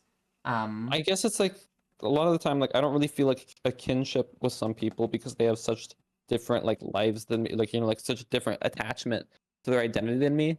And I feel like a lot of the time I'm framed as like a weirdo because like I like like how do you like when someone says like oh well like they're trans too like why do you like it feels like I I have to get mean, into some weird thing about like even within like the most precise micro label of an identity, you're not gonna have like a monolith of like the experience of that identity. So like this is gonna be a problem you're no matter not, how but strict queer is. I mean you're not right, like you never are, but Yeah. like a trans person is going to be like if you have like a trans support group or whatever, right? Hmm. And like a cis guy walks in and just says like, "Oh, I'm a trans ally," and they say, "Sorry, this is like like mainly for like trans people." I feel Hmm. like he could just say like, "Okay, well, like what lived experience do you have that's inherent to you that a cis person couldn't possibly have?" And it's like, okay, sure, that's technically true, right? There's no such thing as like an inherent lived experience, right? But I think generally, oh Jesus, I mean, my you could just phone. say that like you lack like you don't identify as a gender other than the one that you were assigned at birth, which is what this group Sure, is for. Sure, but like if they said, okay, I'm like a demi boy now or something, right? Uh, like each it's the same thing, right? Where it's like there's like a I mean, if they're lived doing so in experience. bad faith, then I don't have a problem kicking them out. But like if they're doing so Sure, but in good faith, and I would lean like on the side of caution. But if like someone could if do it in somebody's being good faith. like a troll, where it's like somebody's like transphobic and they're like, oh, can I just identify as a woman and come to your support group? Be like, okay, you're trolling, just get out. Like that's I mean, probably how I'd handle the so like situation. I agree with you, but like to be clear, someone can do it in good faith and still lack that like that connection. And I mean, we can say Sure. like, oh, well, like you can lack a connection with like another person who's like transsexual. And like sure, even though that's true, I feel like there's that experience that even if someone like has had a very different life, you can connect parallels to that experience, which is why I think people go to those like types of groups. You know what I mean? And I feel like the idea of like saying like, oh, well, there's no real like monolith of like a lived experience, although true, kind of like opens up this weird thing where like, When I say that there's no like monolith of a lived experience, that's not to say that like there's no value in having say like a trans support group. Um, mm-hmm, or that there's no value in like gatekeeping like people who are not trans out of like a trans support group. You can also have like support groups for like more like micro identities. Like I know that it's been something that's discussed. I think this is kind of like essentially what you're hitting at. Like there has been trans people who discuss like how if they go to like a broad trans support group, they often find that like the people that tend to go to that group um, mm-hmm. are rather different than them as like someone who's Have more you like a seen this binary man on transsexual TikTok? type. And so like if people want to make like support groups for people who are more of that like binary transsexual type, um, I don't think The there's thing is, anything wrong with yeah, that. But I think that I having don't, like the yeah. Have you broader seen this Miami trans TikTok? support group is also a good thing. I feel like I like the word transsexual more than the word binary because like I don't like I can align a lot. I will feel Yeah. infinitely more like solidarity or like a connection with like like some non-binary person on estrogen or like like some like HRT femboy or even you know what I mean than Yeah, I I don't think will there's with anything wrong with having a yeah transsexual support group. yeah Absolutely. but it's yeah but like there's like a lot of people hate the label transsexual, like a lot of people think of it as like inherently true scummy. You know what I mean? And which kind of sucks. I mean, it's like changing, but like I even saw a fucking take. Like I don't know. I mean, if you had like a transgender support group and a transsexual support group being offered by like a local university, um, I really don't see any kind of like problem with that. Sure, I guess like that. I mean, if people start pushing for that distinction more than like based, right? I'll be happy with that. Hmm. But as it seems right now, it feels like a lot of the time, like anyone who openly calls for that distinction is kind of like weird champed. You know what I mean? Even I by have like been otherwise openly well-meaning calling for that people. distinction for like as long as I've had my platform, and I have not gotten like any pushback for it. Okay, one sec. I'm gonna. It's how long? I don't know. I mean, maybe it's like getting better or whatever. But like, there's like a lot of I don't know. Maybe you're right, but like I remember like arguing about it like a while ago, in certain spaces, and I felt like the general consensus was, why is that distinction so important to you? You know what I mean? People get to saying, I don't understand why that distinction is so important to you, or like Yeah, the even if answer to there that is a question is distinction, like because we there's shouldn't be gatekeeping people. Oh, the answer to that question is one, we're not trying to gatekeep people because people who are transgender but not transsexual are just as valid as people who are transsexual. And two is because there are contexts where the distinction matters, such as in a doctor's office. Sure. Okay, to be clear, when we say that things are just as valid, like Uh-huh. that's kind of like a I don't know if that makes sense, but like that's I don't want to say a nonsense statement, but it's like I feel like when people say that, it's like I don't know, like the arguments about like, oh, you're just as valid if you do this, or like, you know, like you're valid if you like, to be clear, maybe I'm wrong about this, but like Mhm. I feel like you're either valid or you aren't, right? Like for something to be like less valid, it has nothing to do with the identity, but like, you know, like questions about like the like if something's Sure. I less mean, if you want to valid, phrase it's it a not different way by just saying like yeah. transgender I guess identities that are not transsexual are also yeah. valid, I like don't know. I guess that's like I cool. hear people say things like, "Oh, you're just as valid," or "You're just as trans," and even though like maybe you could argue that they're just as trans, I feel like people say when people say that in good faith, what they mean is like, you know, like, oh, like um you know, like you are technically trans, they are technically trans, like that can't be like, you know, like deduced, like you're both trans, right? But I feel Hmm. like a lot of people will interpret that or use that to mean like, you know, like this idea of like, you know, like our experiences and like our like identities and like our connection to this like shouldn't be like questioned, like we should just be like treated as like equally trans and having like an equal experience, you know what I mean? And that like it's like considered problematic otherwise. I don't think it's problematic at all to talk about differences in lived experiences. I mean, you can say that, but a lot of people treat it that way. Well, I mean, some people are dumb fucks. Like, I don't, like, if they're gonna have a bad take, like, they're just having a bad take. Sure, but like it's one thing if someone like I I'm think not gonna, these I'm not people can gonna be change stupid my if they're position not on something just because of like what some dumb fucks think.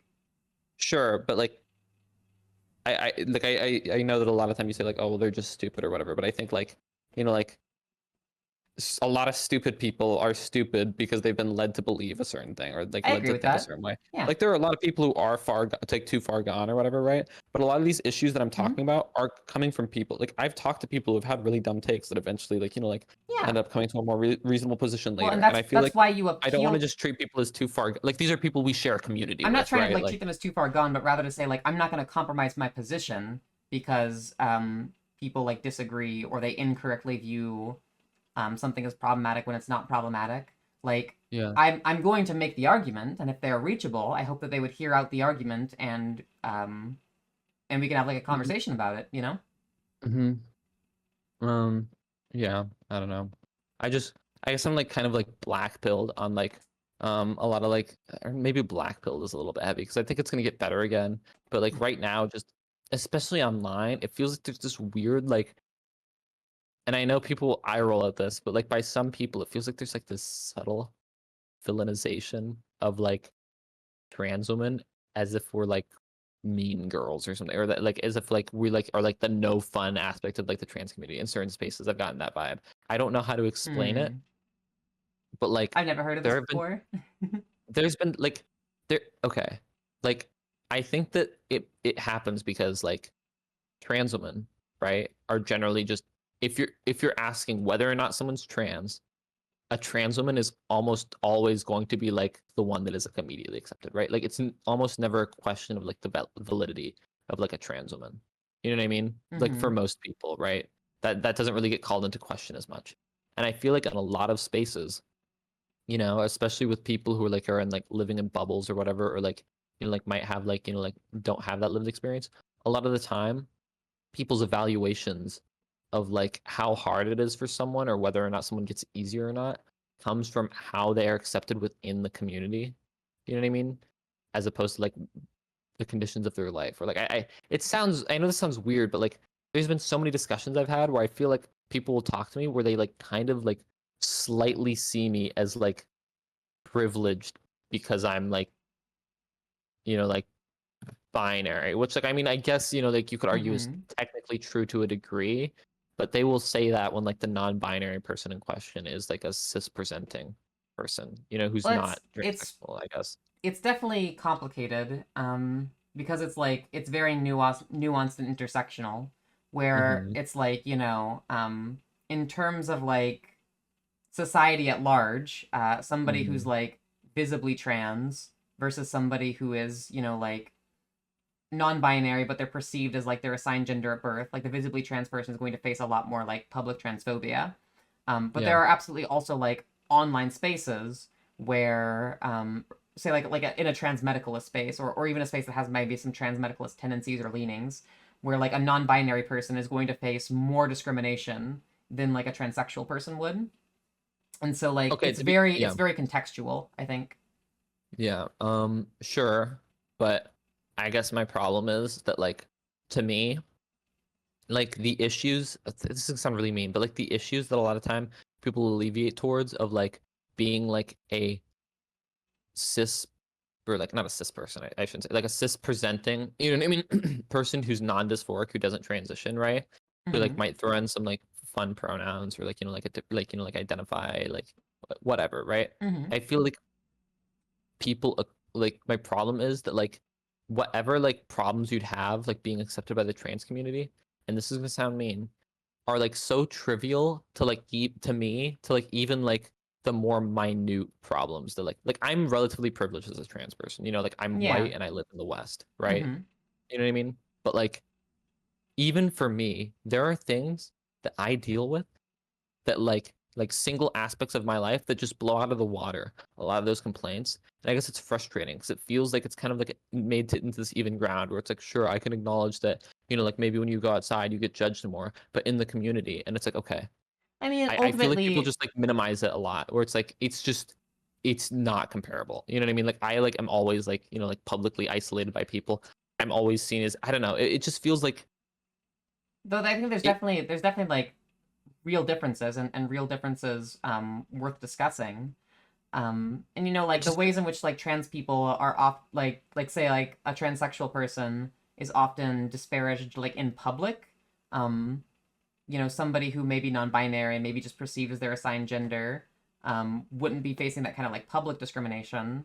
Like online bullying also sucks for different reasons. Like it's relative, it's subjective, and it's very contextual. And so it's like, if they're like using like I was bullied online to invalidate or minimize like the ostracization that like a trans person faces in public, then that's an overstepping of their boundary, and that's shitty behavior. But like at the same time, I think that online bullying is bad, and it's also something that we should be like, yeah, that's bad, that we shouldn't do that. But yeah, it's all relative and subjective for sure. Sure, I don't know. I guess it just feels like people like people aren't hesitant to like, I don't know. It feels like, I don't know. And I'm sure this happens to other communities that I'm not a part of, that I'm just unaware of. But it just feels like people overstep on like trans women so much. Like, okay, this is sound like really corny, but like this is such a, because I don't even care about this too much. Like, oh God, there was like this like trend or whatever, and like I think that this is like there's problematic stuff behind this that I'm not gonna get too into. But it's Okay. basically like a trend where like like that was like oriented towards like trans women posting thirst traps, and it really quickly just turned into like like cis presenting like non-binary people with very female bodies posting thirst traps, and those were like the ones that were like blowing up, and like to me that's like felt so like deeply weird. But like, what are you gonna say like, oh, when they said trans they meant real trans people? Like, no, that's weird. But it's so consistent that it feels like if you don't draw that distinction, it does quickly get dominated by like like those types of people. You know what I mean? Like, I not don't to like know. sound like I guess mean, like but like I just don't see it as like a competition. And I think that there's certainly ways that we but can like talk about how like It's you know, not a transsexual representation might be like lacking in certain spaces or in certain discourses, particularly those that affect us. And I think those are conversations that are absolutely worth having. Um, but I think that more like the oppression Olympic style conversations are just like not very productive in general. But it's like it doesn't even have to be like oppression Olympics. It's just that it's like, like there's one group that, well, I mean, first of all, like I will say this though, like when it comes to like oppression Olympics or whatever, right? It's like, like acknowledging that a group suffers more or has Mm-hmm. like, like a like harsher lived experience. I don't necessarily think is oppression Olympics, right? Acknowledging that like, okay, you should step down and let other people be represented here because you like, like I don't think that that's necessarily oppression Olympics, right? I think it becomes oppression Olympics when you're just trying to like dismiss an experience because like, oh, you're not literally starving or something. You know what I mean? I think that that's where it becomes problematic when you try and Mm-hmm. dismiss something entirely. But when we're talking about who gets the representation, that's where like, like actual like that type of analysis is valuable, right? If we're like actually talking about like I mean, it's like I said, like it just Sure. I guess feels like it feels to I me. for me personally, it's like where trans representation is going to be needed would be more like conversations that have to do with like the lived experience of those that are impacted by it, and less like a thirst trap twin trend. Yeah, I know. It's just like with the thirst trap thing, like it's just dumb, right? Like I don't care Mm-hmm. about it too much, but like like I mean, like representation is like a I don't know. I mean, like it's like it seems stupid, right? A lot of things are stupid, but like I mean, like like I mean, one of the things that turned a lot of people off of like feminist analysis of stuff is that it was analyzing really silly things. You know what I mean? But like they did add up and they did become like important, right? Like of course, like Mm-hmm. on paper, if you like have never been exposed to feminism before and you see someone going off about how it's like problematic that this female character is dressed in this outfit that isn't really practical, you might be inclined to say like, okay, I mean, I see what you're saying, but like fucking outfit. You know what I Mm-hmm. mean? Like, why does it matter? Like, why even critique this at all? Like, like that's an Yeah. outfit too. That's it. But it's like because like these are little things that are inconsequential here, but they add up and they're part of bigger trends. Like when every single female character is kind of fitted in a way for like the male gaze or whatever, right? It's Mm-hmm. worth like stopping and being like, okay, maybe it is worth critiquing individual outfits because we can extrapolate it onto a bigger, like issue. You know what I mean? If this was literally Sure. just a one-off instance of just out of total coincidence, like Yeah. Okay. I get more what you're female saying. aligned people, you know what I mean, then I would agree. But like it's kind of like a trend of like it feels like transness is becoming less of an experience and more of a label, right? You know what I mean? It like literally is just becoming a label where it's like transness is literally like, like the if you say you're trans thing, which like Mm-hmm. the only reason I don't like disagree with self ID stuff is because I don't even know how you would draw that line. Like I don't know how you Yeah. know what I mean? Like there are people who like say they're trans and I think to myself like okay, like I mean, like you don't really but like I just the reason I never speak up on it is like I mean like one, I don't want to be rude, but also two, like how would I enforce that like at all? You know what I mean? That Mm-hmm. being said, I can recognize that like like I don't know, it's like you never see like someone with like a I mean I'm sure that it's probably happened before, but like you don't see like people with like visibly trans bodies like overtaking trends that tend to be like designed like towards like Oh, yeah, like cis the women, like right? the But it reason why you're feels gonna like see that is like beauty standards and like beauty culture. yeah, but those But I beauty mean, standards are if the like point is that like you can absolutely observe trends in representation, which are going to add up, and really say something, um, yeah, that's absolutely true. I mean, you know I think that in like say like hyper online spaces, or particularly mhm, like beauty centric spaces, you're absolutely going to see that like things are going to deviate towards people who are like AFAB, people who are feminine, people mhm, who are white, for example. yep, And we can absolutely notice those general tendencies, yeah, and like to me there's like definitely problematic aspects of that. I Um, guess it, but I guess like sorry. I think that our advocacy should mostly be focused on like doing the coalition building, doing like pushes for inclusion while calling out like oversteppings of boundaries, which I think gives us kind of like I mean the best like compromise between the I excesses of like either approach too much. the thing so I agree, but I guess my problem is that it's like I can say yeah sure we should work on building coalitions, But like I feel like when you say something like, like, oh well, we should like, like our focus should be on this, or like that's where our efforts should mainly be focused or whatever. Mhm. It's like I don't know if when you say that you mean like, oh, like we'll do both, but like if I had to, I don't know to what degree that is, because like there are people who say that and they'll just side eye any critique of the things I'm talking about, right? Or there are people who'll say that and they'll like genuinely be open to those critiques, but will try to navigate it without like, like undoing like certain like, like ties that have been made, if that makes sense. And I get like, for me, like, I mean, I think the that like it really depends on like the issue we're talking about, because like if it's something like media representation being very skewed in like one direction, Mhm. you know, you can point out these tendencies, you can point out in ways that they are very like normative and problematic, but like trying to improve the state of like media representation beyond that is rather like difficult. Sure. But for like other advocacies or like advocacies of lived experience, I think that there's a lot more like practical steps you can take to inform people about the lived experience of certain identities or certain subsets of those identities, as well as like, you know, advocate for the rights of like those groups.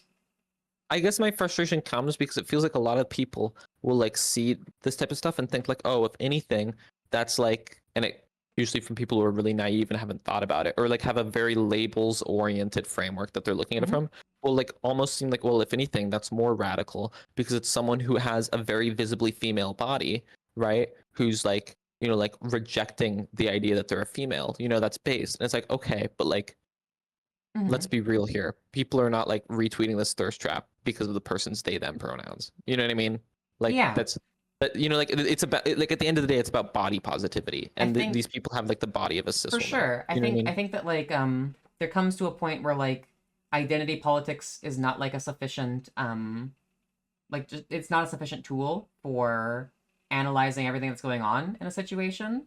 And like that's like the far left critique of identity politics, where if we focus too much on the identity, then you know, we can like ignore both like Sure. like not like the what was I trying to say, like the heterogeneity of the identity can be ignored when we focus like too much on like identity politics. I guess like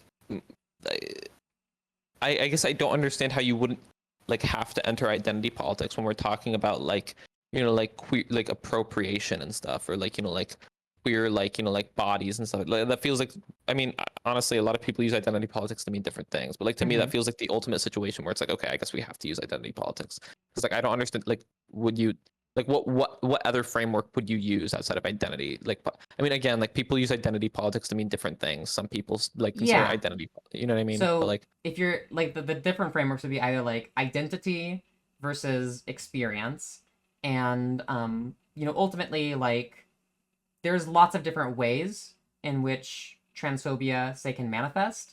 Like transphobia against like a transsexual person, transphobia against like a non-binary person, they manifest in like lots of different ways. And kind of like the experience approach would be to recognize that, you know, there are all of these different experiences of transphobia. We can all stand together to fight each of these different kinds of transphobia. Meanwhile, like the identity politics approach would be more like on the nature of all identifying as trans, we would have these say like trans understandings, which are going to like influence how we should think and act in like certain situations. And I think that like the experience perspective is like better informed for like advocacy. I think a lot of people when they say identity politics would consider like the thing you say, which is like the experience analysis, right? Would consider that identity politics. Like a lot of people when they say identity politics, they like are usually referring to like like any analysis of like like the idea that like race or like like gender would like affect, what I mean? A lot of people when they criticize identity politics, they're like talking about like I see a lot of people who are like more like class reductionist, like use that critique, and I guess that's like why I'm like hesitant to use it. You know what I mean? So I think that like the way that you circumvent that, the way that you address that under like the experience approach is that you have to take your experience approach intersectionally. So like obviously, you know, like transphobia is going to intersect massively with like class and race, and we need to be aware of like the experiences, particularly with how they intersect. So there's all these different types of transphobia. There's also like all these different types of, say, like trans misogyny. There's all these different types of like the ways in which racism interacts with transphobia, and we need to be aware of like all of those different experiences so that we can address like the social and political and cultural issues which create them. Mm-hmm.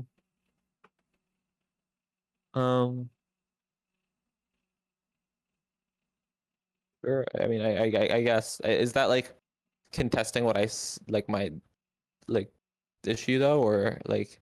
No, I don't think it's like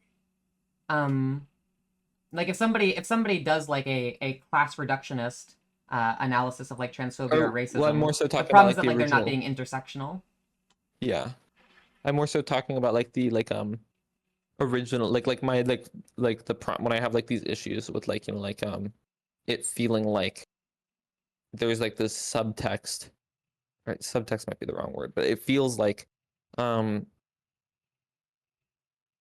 I don't know. It feels like there's this weird like paradox where trans women are like treated a lot of the time as if like like because we're seen as valid, people it's seen as like more radical if someone is like, oh, I go by like like he him, but I identify as a woman, and like et cetera, et cetera, et cetera. And like Mm-hmm. like sure, like like in a language perspective, right? Like if there's like someone who identifies as a like AFAB identifies as like a trans woman who uses he they pronouns or something, right? Like language, like if we're talking specifically on labels, yeah, that is like more extreme and radical, right? Right. That would be like But basing your but it's advocacy not how. off of identity rather than Yeah, experience. And yeah, and like I think that like advocacy needs to be based in experience.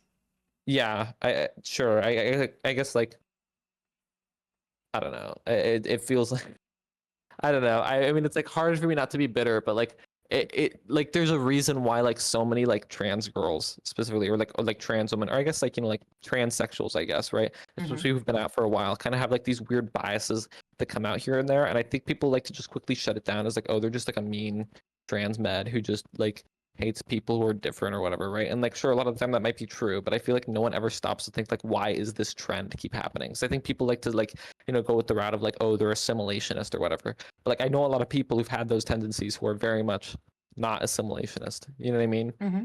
I don't Yeah. know. It's just I think that it's frustrating, I guess, because like I don't know, like yeah, that like that's I think that's why it's important to like I guess. make the good argument to like reach the people who are reachable. Because I think that there are absolutely people that are reachable that are in good faith. Mhm, That would either have trans medicalist tendencies, or they might even like fully meet the criteria of like being a trans medicalist. mhm, And I would hope that like in seeing how like non-binary people who they might kind of have this innate feeling of like either are taking away from the trans community or are in some way hurting the trans community, what they could do is realize that there's lots of different types of transphobia. Some of them are going to affect that non-binary person, others of them won't. We can address all of these types of transphobia better if we work together. And I think that um that's kind of the position that like I would take in reaching out to someone so who's like a trans medicalist in that sense. the thing is, I agree with when you say like, oh well, some of these forms of transphobia affect the non-binary person more or whatever, right? Mm-hmm.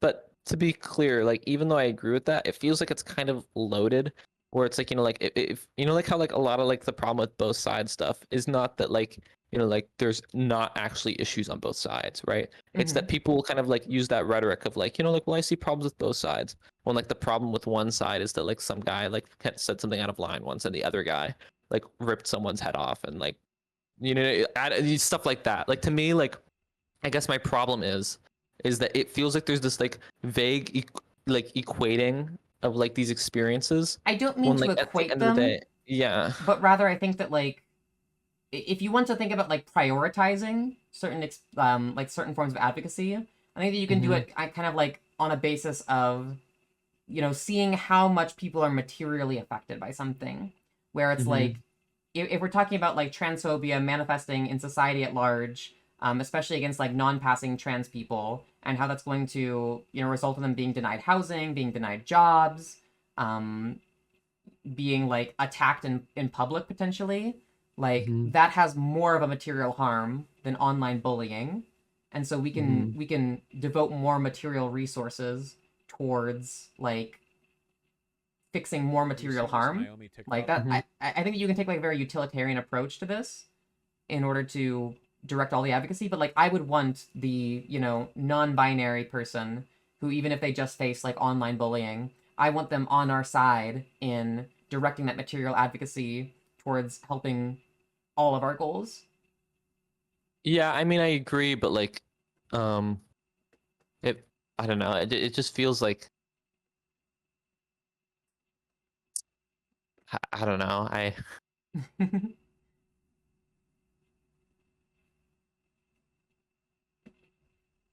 think.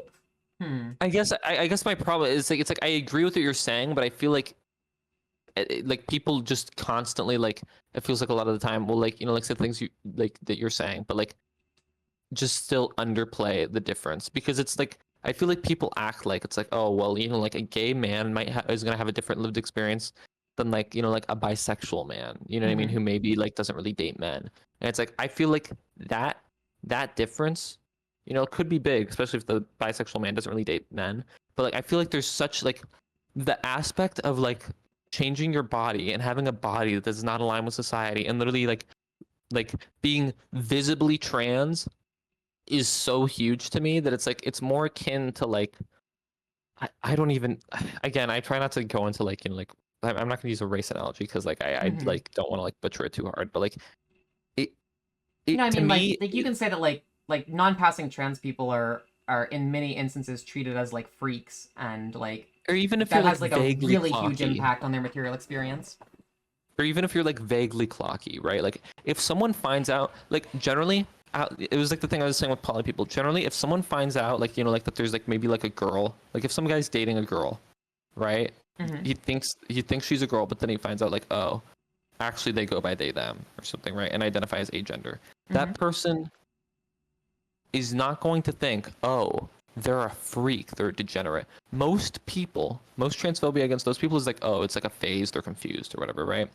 And a lot of the time when you're trans, like transsexual, I guess is the term we're using, like it it is so fundamentally different. Like I was like treated like unironically as like a different species. You know what I mean? Yeah, Like people treat you as like, you know, like it is so fundamentally it's the different that it feels like it's like just a different experience entirely. They don't see you as a cis person who's confused. They see you as like a separate thing. And I think yeah, that, it's you know what I like mean? Like it's like the you know, dehumanization versus like the infantilization.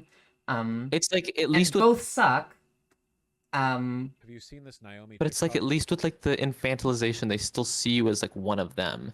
You know what I mean? Like as fucked up as that sounds, like I'm trying to think of something it's comparable to, and it's like kind of hard. But like I don't know. I think that like one way that like, or I guess like another situation where we might see this is like talking about the ways in which like it's like talking about the ways in which like patriarchy hurts men versus women. Where it's like if we talk about the ways in which patriarchy hurts men, like they're often like blamed directly for it and like not given any kind of like support. But we get, well, like sometimes we like coddle or infantilize women when they talk about like ways in which they're hurt by patriarchy. Like they're different ways that like patriarchy hurts both of them, and you know, we can say that like one is worse than the other. What And you're saying, we can or can't say the I mean, one's worse than the we other. can like try to justify why one is worse than the other, but like at the end of the day, the problem is patriarchy or the problem is transphobia, and that's what I think that like we can team up to tackle. I mean, I agree, but I guess my hesitance comes from the fact that like even with that example, right? I think that like there are things that like a guy will deal with that like, you know, like from patriarchy, that assuming you're like taking the stance that I'd assume, which is that like women like tend to like at least as like especially like countries that have like worse Yeah. like tend to have it worse, right? But Yeah. even then, there are things like unique experiences that men have that like a lot of women don't understand, right? And I don't think that's like the same. I don't think that like the difference between dehumanization that like a transsexual person faces versus like like a transgender, non-dysphoric, non-transitioning, non-binary person faces, right? Like it's like, I mean, even then, like, people have no problem if like a woman who's speaking about her like problems with like patriarchy or whatever, right, tells a guy like, I'm sorry, but you just wouldn't understand, right? Like everyone's just okay with that. But I feel like if I were like, when I say that to like, like someone who's like non-dysphoric, who's trying to like equate their experience to me or whatever, right? If I were to say something like that, it gets like weird champed really quick. But I You know what I guess mean? Even like though I I feel like there's think such a that fundamental difference. I think that the better thing to do, instead of saying like you can't understand, is help them to understand. Like like asserting like, let me explain to you like this live like this experience, and like how this is like a unique challenge, and how we can, challenge or fight it together. I think that's the Sure, better but response than like trying to say, well, you can't understand that experience. Like, because that does not encourage any kind of like allyship or bridge building or advocacy. sure, but I mean, you could say that to anyone. That doesn't mean that they, right? Like you could say that to a cis person, right? But you would still like acknowledge the difference in your lived experience, right? Yeah, I mean, I would want Yeah, that's my I want point. cis people to learn about the lived experience of trans people so that they can advocate, understand, and want to alleviate the harms that trans people face. Yeah, but like the point that I'm making is that like maybe like you wouldn't understand is the wrong like way to phrase it. But what I'm saying is that like sorry, let me think of it. Mm-hmm. The point that I was trying to illustrate is that they have a fundamentally different experience, and Uh-huh. I feel like like it's gets understated sometimes. Like I did like the bisexual comparison. Like some people say like, oh yeah, sure, like a bisexual person who only dates the opposite sex might not understand like a gay man. But like I guess what I keep wanting to drive forward is that there's a fundamental like Yeah, I there's understand just there's a like there fundamental. is no like you can't I guess what I'm saying is like people fixate on the, oh, you identify as something you're not, you both identify as, or sorry, not as something you're not, wait, okay, as Uh-oh. something that your society doesn't deem you to be, you know what I mean? Yeah, um like I obviously get that there are those differences. That's why we want yeah, to like educate and advocate along the lines of those differences. yeah, Like I that's the agree with that, approach. but yeah, I agree with that, but like that's like not exactly like the point that I'm making is that the point that I'm making is that I feel like people are underplaying the distinction a lot. I don't know. It's just Right. And I think that there's definitely some truth to that. mm-hmm, That's why the solution to that is like further education and advocacy. mm-hmm. Yeah. Um, sure, sure. I guess I don't know. I feel like Like I'm acknowledging your point, and I'm saying if we want to resolve the harms of this thing that we're both seeing, this is how we should go about doing it. okay. When you say the harms of the thing, Hmm. I'm specifically referring to this like the thing I'm talking about is not just like the transphobia, like that's bad, but I'm talking specifically about like the downplaying by people within the community of it, Yeah. like this misunderstanding and downplaying Hmm. of it. Yeah. If there's misunderstanding and downplaying, yeah, there's real harm for that. Mm-hmm. Um, and education and advocacy is what's going to fight that. Mm-hmm. Yeah. Okay, sure. I guess. Um, is there anything else you wanted to talk about? I think we hit on all of them. So, are poly people queer? I don't know. I like again. I still like feel hesitant to like break that line, but like I mean like it's just like at Let's the go with point where that. like Let's I'd go have with to a like hesitant yes. I I would go with a yes if the caveat, like if I could make the caveat again that like sure, like I mean like if like I don't know, I feel like there's like a subtext to what queer means that would be changed by making that Have you seen distinction, this and Naomi I could TikTok? be okay with that. Yeah, I don't know. I always am I hesitant think it's towards a like I think it's a good change. Just like how when maybe. trans people were added to LGBT, we changed the meaning of LGBT, and that was a good thing. Um,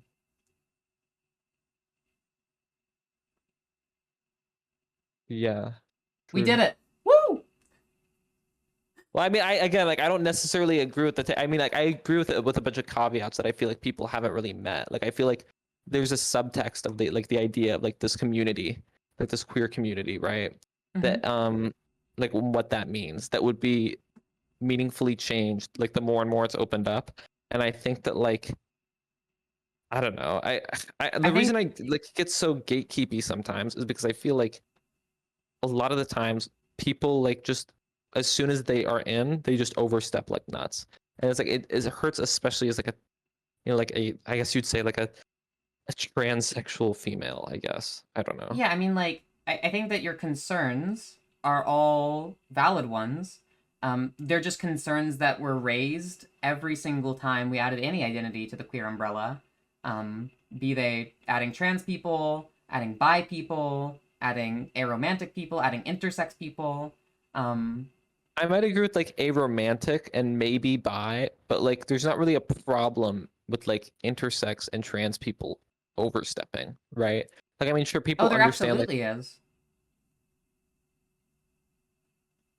you think like trans people have a problem with like overstepping into like gay people's business.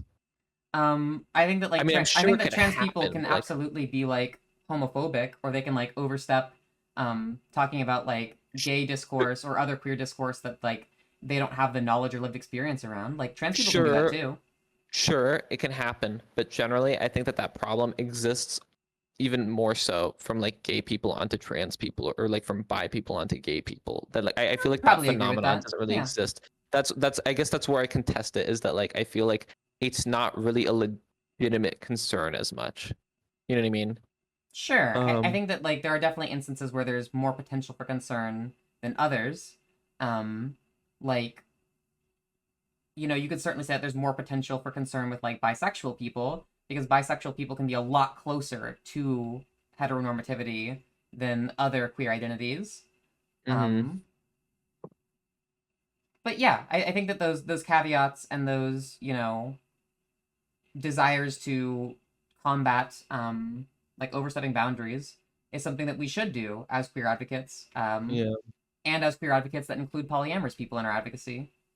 I think I don't know why I didn't think of this until earlier, but I think, and this isn't to say that it isn't queer, but I think another aspect of it is that and I mean I guess part of this is literally just that like like you could argue that it's because it's not defined as, but like I feel like the like lived experience that like like some, I don't know, I mean it doesn't apply to everything, but like the part of my hesitancy I guess is that like when you have like, and this just applies to a lot of things that have been included, you know what I Mm-hmm. mean, but like I think there's like a lot of people's concerns that there's like sometimes a lived experience where it's like, okay, this person like might be technically queer, but like the queerness you would feel navigating society as like like a gay man, you know what I mean, or Mm-hmm. navigating society as someone who's like physically transitioning is going to feel much more deeply core to who you are than it would be if you're like in a society where you want to date multiple people, right? Not to like underplay it, but like that's not like fundamentally, I don't think society has as much of a fundamental disgust to the idea that a guy could have multiple wives or multiple like girlfriends, right? In the same way Mm-hmm. that it does to the idea of like homosexual sex or like a man like trying to Sure. physically make his body that of a woman's. But I You don't know think what I that like mean? the degree to which something is viewed as degenerate is what makes something queer. Like for I don't think it is example, either, but asexuality is often not viewed as degenerate. It's often infantilized, um, or like pathologized. But sure, it's but we have a not. But like it's still absolutely queer. yeah, and I think also part of that is that we have like a very, if we lived in a society maybe, right, where like that was very desexualized, Hmm. then maybe I would be hesitant towards calling, like asex. I mean, I probably still would, but like I probably have like a hesitancy similar to that with like polyamory. But we live in a very, very sexualized society. Like sex is everywhere. Um, I mean, like humans for the most part, like a lot of the time, are like very sexual, and I feel like I can Sure, but understand that polyamory bearing isn't. down on someone. Hmm? Yeah, sure. We do live in like a very like sexualized society, but polyamory is not like viewed as normal or acceptable. Yeah, sure, I agree. But I'm saying that like as like a day-to-day experience, like as a poly person generally is only going to feel that type of pushback if they're in, for the most part, in a polyamorous relationship. Whereas if you don't have a sex drive, if you have no like desire, like if you don't have sexual desires, you're going to feel uniquely alienated from the people around you on a day-to-day basis because that's how often sex is thrown in your face, right? You'd have that Mhm. as like a gay man. You would have that as like a trans person. You'd I have that mean, as I feel like you go down the list. I feel like it's like that's like what I'm like you'd why I also say have it's like like, very as a polyamorous person, having like cultural monogamy shoved down your face like constantly. sure, Like but I where don't people think talk about things like how, oh, like you just haven't met the one yet, or like, sure, stuff like that also negatively sure, impacts poly sure, but I people. don't think that's as deeply pervasive in our society in the same way that like Yeah, it's all relative. sexuality is, right? Like I think that that's like a part of my hesitance. And I'm not saying it doesn't make it queer, but I think that like part of my hesitance of like it doesn't feel queer kind of comes down to that, right? Like if you're queer, a lot of the time it's like, okay, like it feels like deeply intrinsic to your character. You're deeply attached on like a Hmm. core level with how society operates things. Yeah. But like if you're like polyamorous, you might like, like go into like, like a certain like maybe there's like a different like like there are like I don't know a lot about like Mormons or whatever, but like I know polygamy isn't the same thing, right? But like there are definitely like like areas that practice like polygamy, Well, I would say that like right? Where you in a polygamy normalized society, polyamory wouldn't be queer.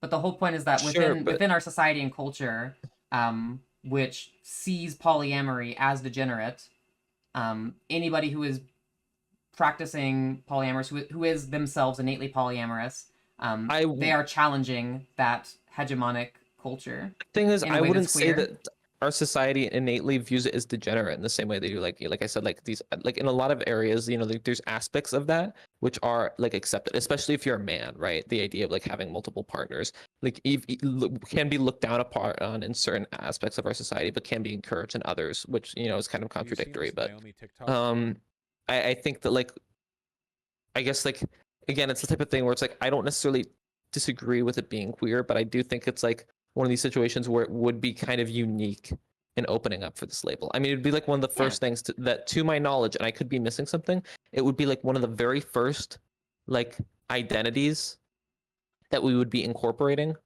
that like is just accepted, like just fully accepted in some parts of our society, in some parts of the world. Like, there's Uh, not really I any mean, like there are certain places or cultures where like trans people were just like fully accepted. There have been certain places or cultures where like gay people have just been like fully accepted. It's all like relative.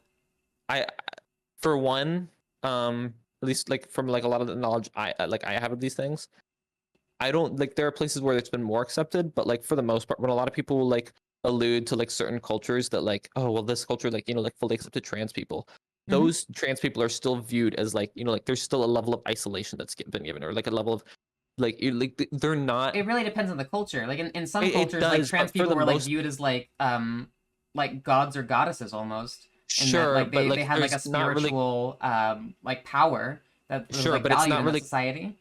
sure, but And it's like in not a really society common like to see. that, trans people wouldn't be queer. Sure, but like even in societies like that, there's still a level of like otherness applied to them, even if it's in a positive light. I'm saying that there are societies that exist right now that like I mean, like I'm not fully read up on them, you know what I mean? But regarding polygamy or whatever, right? Where it's not just like an accepted thing, it's like kind of leans towards being normalized. You know what I mean? And I Yeah, feel like that's and where my in those hesitation comes from. societies, polyamory wouldn't be queer. Sure, but I guess it feels weird that it's like it would be the only label that you would like add or revoke based on where you are in the world. No, I would do that with every label. Like if there was a Is there an society where like gay people had all of the same legal rights and all but of do the you see what I same like mean when you social have to say acceptance, then but like do you yeah, see I what I would say mean that when you that's not queer either. but okay, but do you see what I mean when you have to say like if there was a society? Like I can't think of Hmm. like societies that like have incorporated these like sure there are societies that like are more accepting of like like homosexual sex or whatever, right? But like they tend not to like actually be accepting of like homosexual people, right? I think that there were plenty of like early human hunter gatherer societies that would have met this criteria of like being gay was not like a queer thing? Generally, again, like I don't. A lot of the time when people allude towards those, it tends not to be like an actual acceptance of like homosexuality, more so like homosexual activity. But like even then, like those societies don't really exist today, and I guess it feels, I don't know, it's I guess it's hard for me to bite this bullet because like there's a lot of things where it's like I can't just easily draw a parallel to it to something else without there being like significant differences, right? You know what I mean? Like asexuality, sure, is very different than homosexuality, right? Because it lacks the like positive attraction towards like a type of person, right? But it's pretty easy to draw the parallel of like, okay, you have a sexual like component of your identity that you can't control, that you are literally being blasted with signals every which way constantly, telling you that it's wrong. You know what I mean? And like you can say that like, you know, like, oh, poly people have the same thing, but I don't really think it's to the same extent, right? Like sure, you know, like there are times where like people are gonna say like, you know, like people are gonna like I allude hear to the idea. you, but I don't think it's the extent that makes it queer or not. I know, which is again, that's why I'm saying that I'm not necessarily against including it, but I feel like there's this level of like it doesn't feel queer in the same way. It doesn't feel as queer in a way that I've never really felt like describing other identities. And I guess that's where my hesitance comes from, is that like a lot of these people who are engaging with it. I don't know. I guess I mean, maybe for that's why it's now, harder for people to like accept it as queer in like some of the discourse that I've seen. Um, and I acknowledge that that does feel different for those reasons. But I just don't see that as a reason to not accept it. I guess like at the end of the day, like you asked me like, okay, well, do you think it's queer or not? And like the reason it's hard for me to bite the bullet on that right now is just that like it's not like asking like, oh, is a policy good or bad? Like this is something that like, you know, like is like a very deep like cultural like prescription to make, I guess. You know what I mean? I don't know if that like the phrasing sounds right necessarily, but like it feels like it's not as easy as just saying like, okay, sure, like this thing should be accepted. It's like calling it queer has like a lot of like, you know, like there's social political elements to it, there's cultural elements to it, there's like it's really weird for me to just say like, okay, sure, these arguments make sense, I'll call it queer. I think that like the take I'm gonna have right now is that like I could technically like agree with the idea that like it could be like considered queer, but That's like a I'm really dub. hesitant to just calling it queer. I'll take that as a dub. All right, let's go. Is there anything else you wanted to talk about, or? I think we hit on everything. I appreciate you coming on. That was Yeah, sure. I think that was productive. That was a good like exploratory convo for sure. Yeah, sure. All right, you have a lovely night. Yeah, you too. Bye, Zoe. Bye. I'm very interested in like where in general people's like gatekeepy tendencies come from. I think it's a very interesting thing to like see where gatekeeping tendencies come from and like what causes people to break down or challenge some of those gatekeeping tendencies. But I think that was a good exploratory convo.